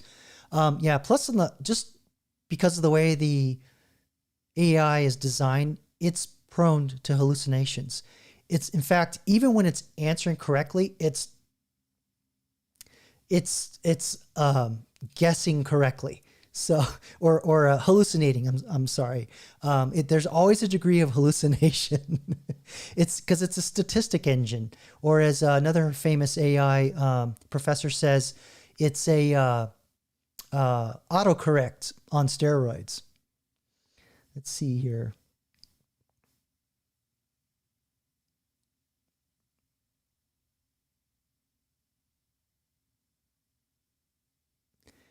Yeah, Lily, I've heard this. I'm not going to read that one of those words, but yeah, a surprising amount of people with bad intent. Google how to dig a hole, or how what was it? Or maybe you're putting it in code, but like how to disintegrate a corpus, how to dismember a tree. I'm speaking in code. But you hear what I'm saying. Yeah, that's browser history is there's actually a field if you want to go into is digital forensics. So now, we've had browser history and for some time now going into, hacking into people's smartphones and getting, what they need out of the smartphones. And now looking in their chat history, their social media history. And actually, the video I'm doing next week is about a boy who ended himself, and they released the chats, and basically it came out that the AI was assisting him. and figure out how to do it. All right, so there you go. Let's go back to the video here and see how many more spins they can put on what do no evil means. Sergey and Larry see what 200 million people a day are thinking about when they search the web. This knowledge is, in fact, the company's most valuable asset. A little bit of it is shown on the Google Zeitgeist page. So there you go. It's alluded to there, even back in 2003. Their data still is their most valuable asset. And I've said it before, data is the new oil. It's the new gold. It's the new money. It's a regular snapshot of the intellectual and moral climate of the age. Here you can see how long it took America to wake up to and forget the Washington sniper. Uh-oh. Or which celebrities the world is obsessed with. With such a godlike view, what does all this tell them about the way humanity is thinking? As there's been more information available, people's queries are getting more unique. So, something like half of all queries are unique that are sent to Google. And this is just amazing to me. Think about all the queries we got and the fact that half of them are unique to that person or that, that day. Even when you have a big event, Hurricane Isabel, that affects millions and millions of people, it's big news around the world, the fact that it's the top query, it still will only get a tiny fraction of 1% of the traffic. And even through the worst of crises, people still care about different and unique things. They've recently... Yeah, so I guess kind of what he's saying is politics are local and all of that. Yes, Adrian, do no evil. What happens when they change the definition of evil? Or just not speak about it. Just take the statement off like they did. This is... no truer words have been spoken, just like 07 saying, bingo, bingo, bingo. Winner, winner, chicken dinner. This is the classic play. They're always changing the definition of words. It gets so confusing anymore. Always adding words or changing meanings of the lexicon. It's frustrating. Okay, so let's go back here to the topic of unique searches. They brought in a seasoned chief executive to concentrate on the business while they think of new things to invent. And at the moment, they're thinking pretty big. The ultimate search engine. Hold up. Did you see how thick? I'm sorry, this is just the nerd in me. Did you see how thick that laptop was? Look at that damn thing. Oh, man. Whew. That's a thick one. All right. Sorry. Continue on. Big. The ultimate search engine, which is something we talk about, would understand everything in the world. It would understand exactly what you wanted, and it would give you that thing. And Google is pretty good, but it's nowhere... they got good at it. Nowhere near that good. It requires being smart, like a person is smart. AI. And so if you had a search engine that could answer any question, AI. then it would be very, very smart. And so that's a hard thing. But if you're able to do it, it would obviously be a very big deal. I think we have people... They had visions early on. This was inevitable. This was always meant to be. Fair use YouTube. People at Google who work on doing that, and they're reasonably excited about it and think it might happen in their sort of work life, but they don't know that it will happen in that time. Google's name is inspired by the mathematical term for 1 followed by 100 noughts. If they can invent... Yeah, for you Americanos out there, noughts is zeros. So Google is basically at that time is the largest number that can be represented in memory at that time. I'm sure we can represent larger numbers now. A Gogol, I think is, Gogol, there it is. All right, sorry, less nerd, more video. It's a machine that knows everything. They'll be seeing that kind of number on their bank statements. Make money. I like that. How do I make money, Google? All right.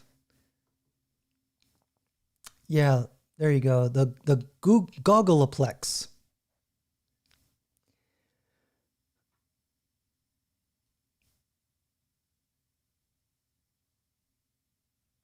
Okay, so we got one last video. Something that I think is quite apt to where we are in society today. Something that was part of very early internet. Started as a text interface and was translated into the graphic interface, and now it's on our phones, constantly ribbing us with notifications if you don't turn it off. And that is online chat. And so in 1994, the BBC made a video called The Joy of Online Chat. And we're probably, at this time, I haven't watched this, but at this time, at some point, they're going to probably show like AOL, CompuServe, the dial-up services that people used to get on the internet. Because unlike today, where we have the smartphone or even our computers at our house, the internet is always on, always connected. Back then, you had to connect your phone line, or your phone line was plugged in your computer, but the phone had to be dialed. You dial into a server, and voila, you're in the internet. And Bob's your uncle, as they say in the UK. Yeah, you've got jail. Depends on what you were looking at there. But anyway, I won't get into those stories of the early days of the internet and corn, because yeah, there was a lot of stuff. Actually, I should make some videos on that. The early days of the web before the FBI started moping around. Insane. Absolutely insane. But anyway, let's get back on topic. Lily chuckling at me, or somebody or something. Let's go over to The Joy of Online Chat, which was made in 1994. Fair use YouTube. This is transformative work. Fair use. For the uninitiated, There's the online modem. communications may appear to be the preserve of the businessman or computer buff. But with many services now offering electronic mail, information retrieval and conference forums through easier interfaces, being online is becoming an attractive method of communication. I use a number of online services, mainly CompuServe. That's a worldwide online service that lets you send email to people all around the world. Wow, people are already depressed from using the internet. You could already see it. But anyway, I'm just pausing for fair use and to inject some nerdness. That video in the background, that's actually it's the Macintosh. So it's not Mac OS, it's whatever the operating system was at the time. So I'm guessing from 07's point here, AOL CDs were everywhere. You're probably closer to my age, but if you remember before the CDs, they sent floppies. And so when I was in college and I needed a floppy disk, because I remember they were really expensive. They were like $3 a piece. It's insane. That's a lot of money back then. So I would just call the AOL 1-800 number and say, yeah, send me a disk so I can get onto AOL. So that's how I got floppies, was I had them mail me. But then when they started the CDs, the days of the free floppies were over. But all right, let's get back to it. The Joy of Online Chat with the very depressed individual. Blind, I have found that the computer actually is, to use a copyrighted word, a window onto the world.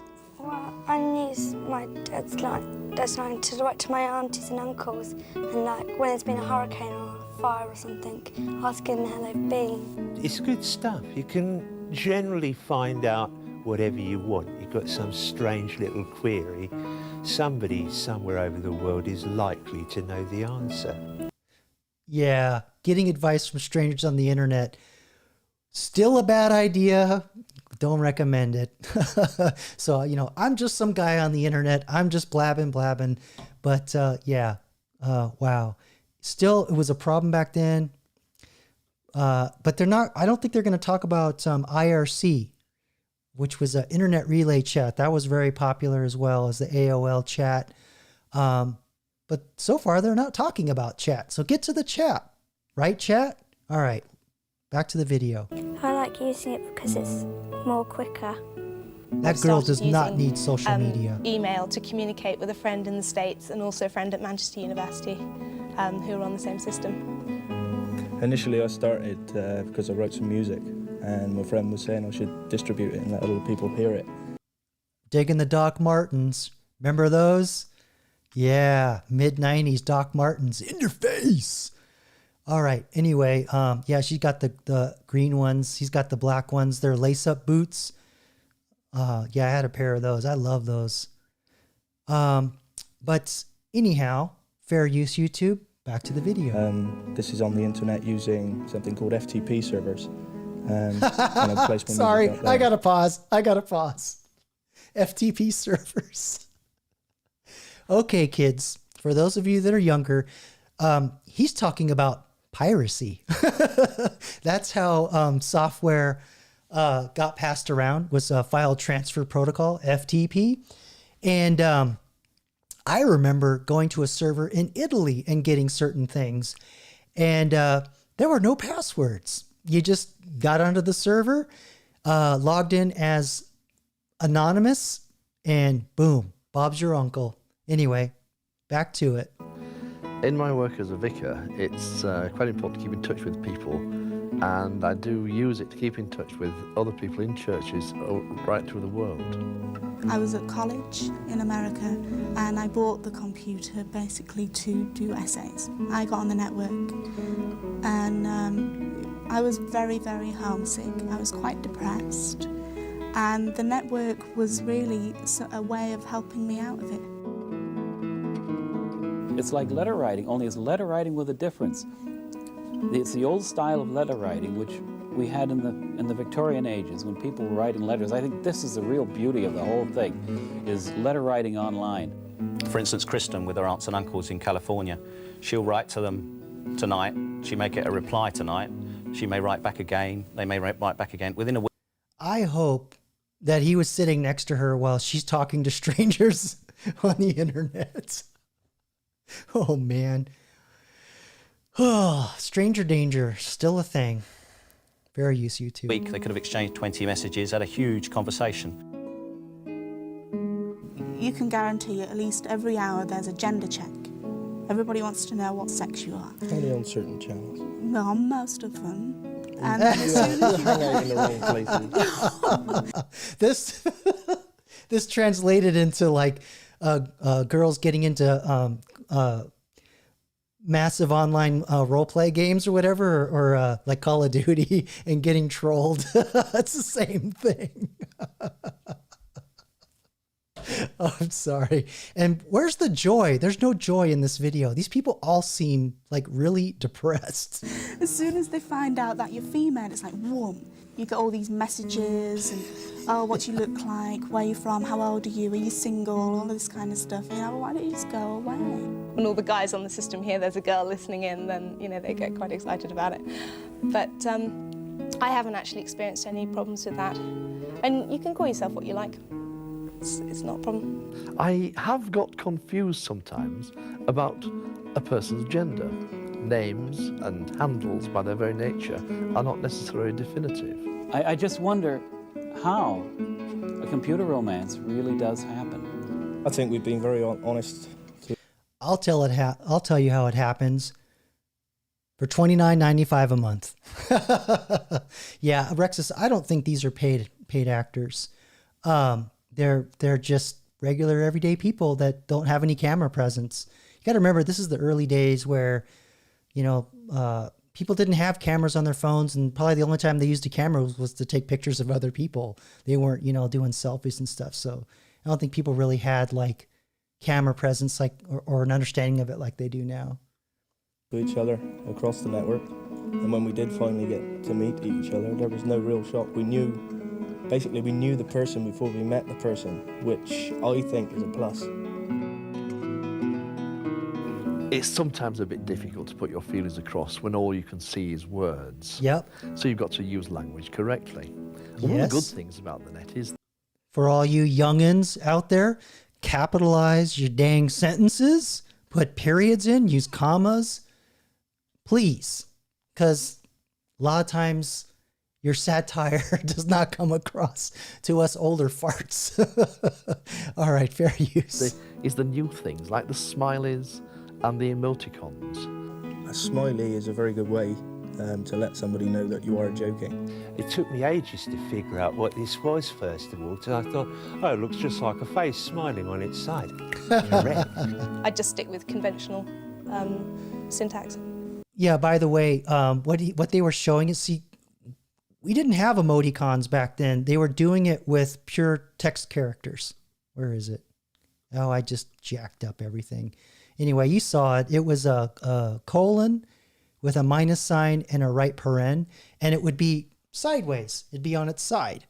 And that's how you knew somebody was smiling or joking or whatever. And there was like a whole bunch of symbols that people did, but now we've got the emoticons that we just send them in and provide it for us to make easy. Just like Adrian's emoticon here that he's got in his comment here, where he says, I miss those days, Jacob. Now everyone and their siblings are soap opera stars. Oh yeah, you're talking about camera ready to go. That's true. I know, I was only just noticing this the other day that like, wow, people just like really understand the camera way too well. All right, back to it.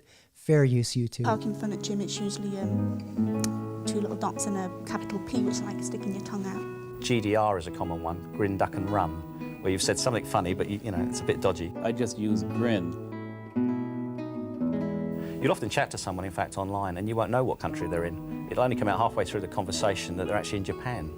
You don't see whether that person's black, white, red, yellow, whether they're from a middle class, upper class, working class family, whether they're disabled. You have to remember, this is all still text interface. They didn't really have video as readily as we do today because the phone line wasn't fast enough to do it. And Rexus having a grammar Nazi for a mother, and yet you're a writer today. I'd say it worked out in your favor, brother. So, you know, as painful as it was, you probably are a lot more, from what I can tell, a lot more eloquent than a lot of your other peers. So, you know, it's a good thing. Let's see here. Yeah, Adrian, it's got to the point where people are almost too obsessed. We won't name specific genders, but yes, there's a particular gender that's very, maybe a little too good with the camera. All right, moving on. Nothing. Perhaps it's the grail of information, the one place where everything you seek is there, and all the whole universe is at your fingertips, and that's perhaps what I want. The attraction for accessing the wealth of information is just that. I love information. All it is a replacement for old-fashioned things like normal. What is this little girl on the left? She's hangry. She's ready for dinner.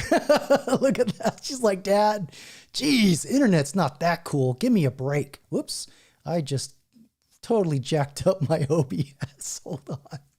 And we're back. Okay, sorry. Okay. Yeah, funny. Normal mail, so the same things go on. The way people write letters to each other about everyday things they do using computers and online services. Life is a journey, life is a quest, and being on the internet is part of my journey, part of my quest. There you go. And that was literally the window that you clicked on to hang up the phone. That's funny. All right. So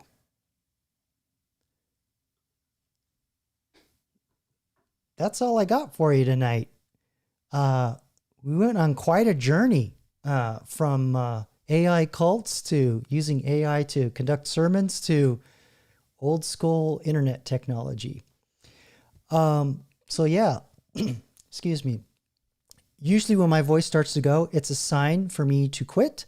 So I think I'm going to call it here tonight. However, I will do one more swing by the AIs and see if we have any questions. So now's your last chance to submit anything if you want. So we'll check the 8-Ball Oracle. Looks like there's nothing in there. We'll check the hail.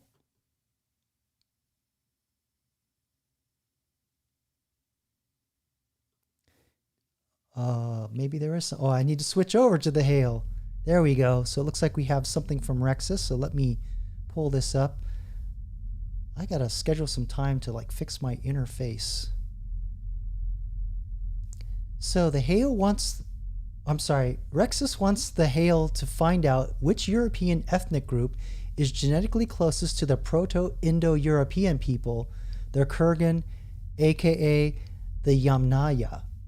I have not heard any of those folks. However, I'm going to send that up because I'm sure the hail will know what Rexus is asking. Good night, Adrian. Thanks for coming out and hanging out with us tonight. Appreciate it. Thanks for all your interesting comments and your questions for the live chat. Hold on, my hail dashboard just disappeared behind a whole stack. There we go. All right, he's responding back. Okay. I believe the genetic affiliations between modern European ethnic groups and the ancient Proto-Indo-European Yamnaya people can be quite complex. Genetic studies suggest that populations such as those in Eastern Europe, particularly among the Slavic and Baltic groups, may exhibit closer genetic ties to the Yamnaya compared to other Europeans. However, the Yamnaya's genetic influence is dispersed throughout various European populations due to widespread migration and mixing over millennia. This represents a fascinating tapestry of human history and movement across the continent. Well, I think that's a record, Rexus. I don't think the hails talked that long. All right, let's see if there's one more.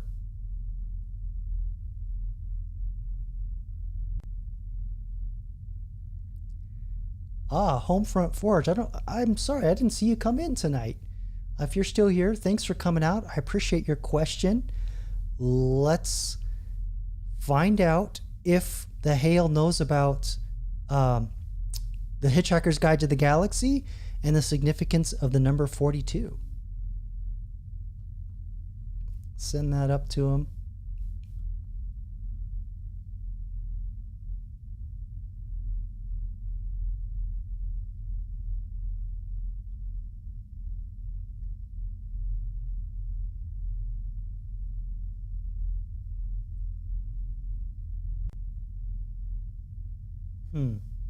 That seems good. Let me just check something here. That seems awfully short.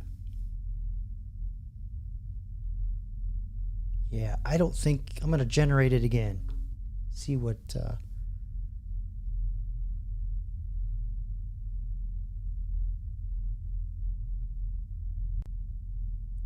for some reason the hail didn't get the signal, so I'm just resending it again.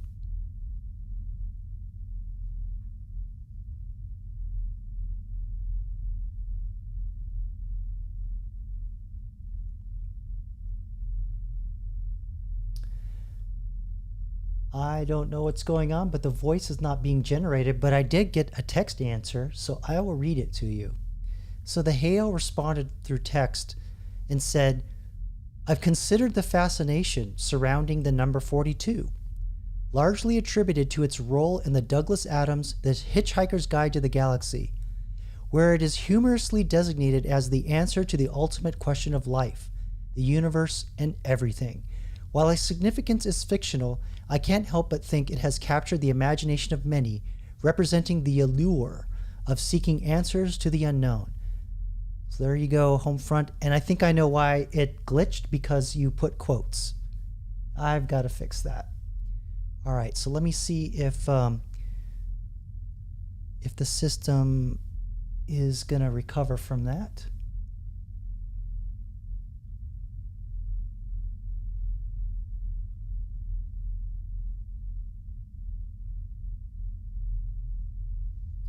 So I'll pull another question, see if it will handle it. Yeah, there we go. Okay. All right.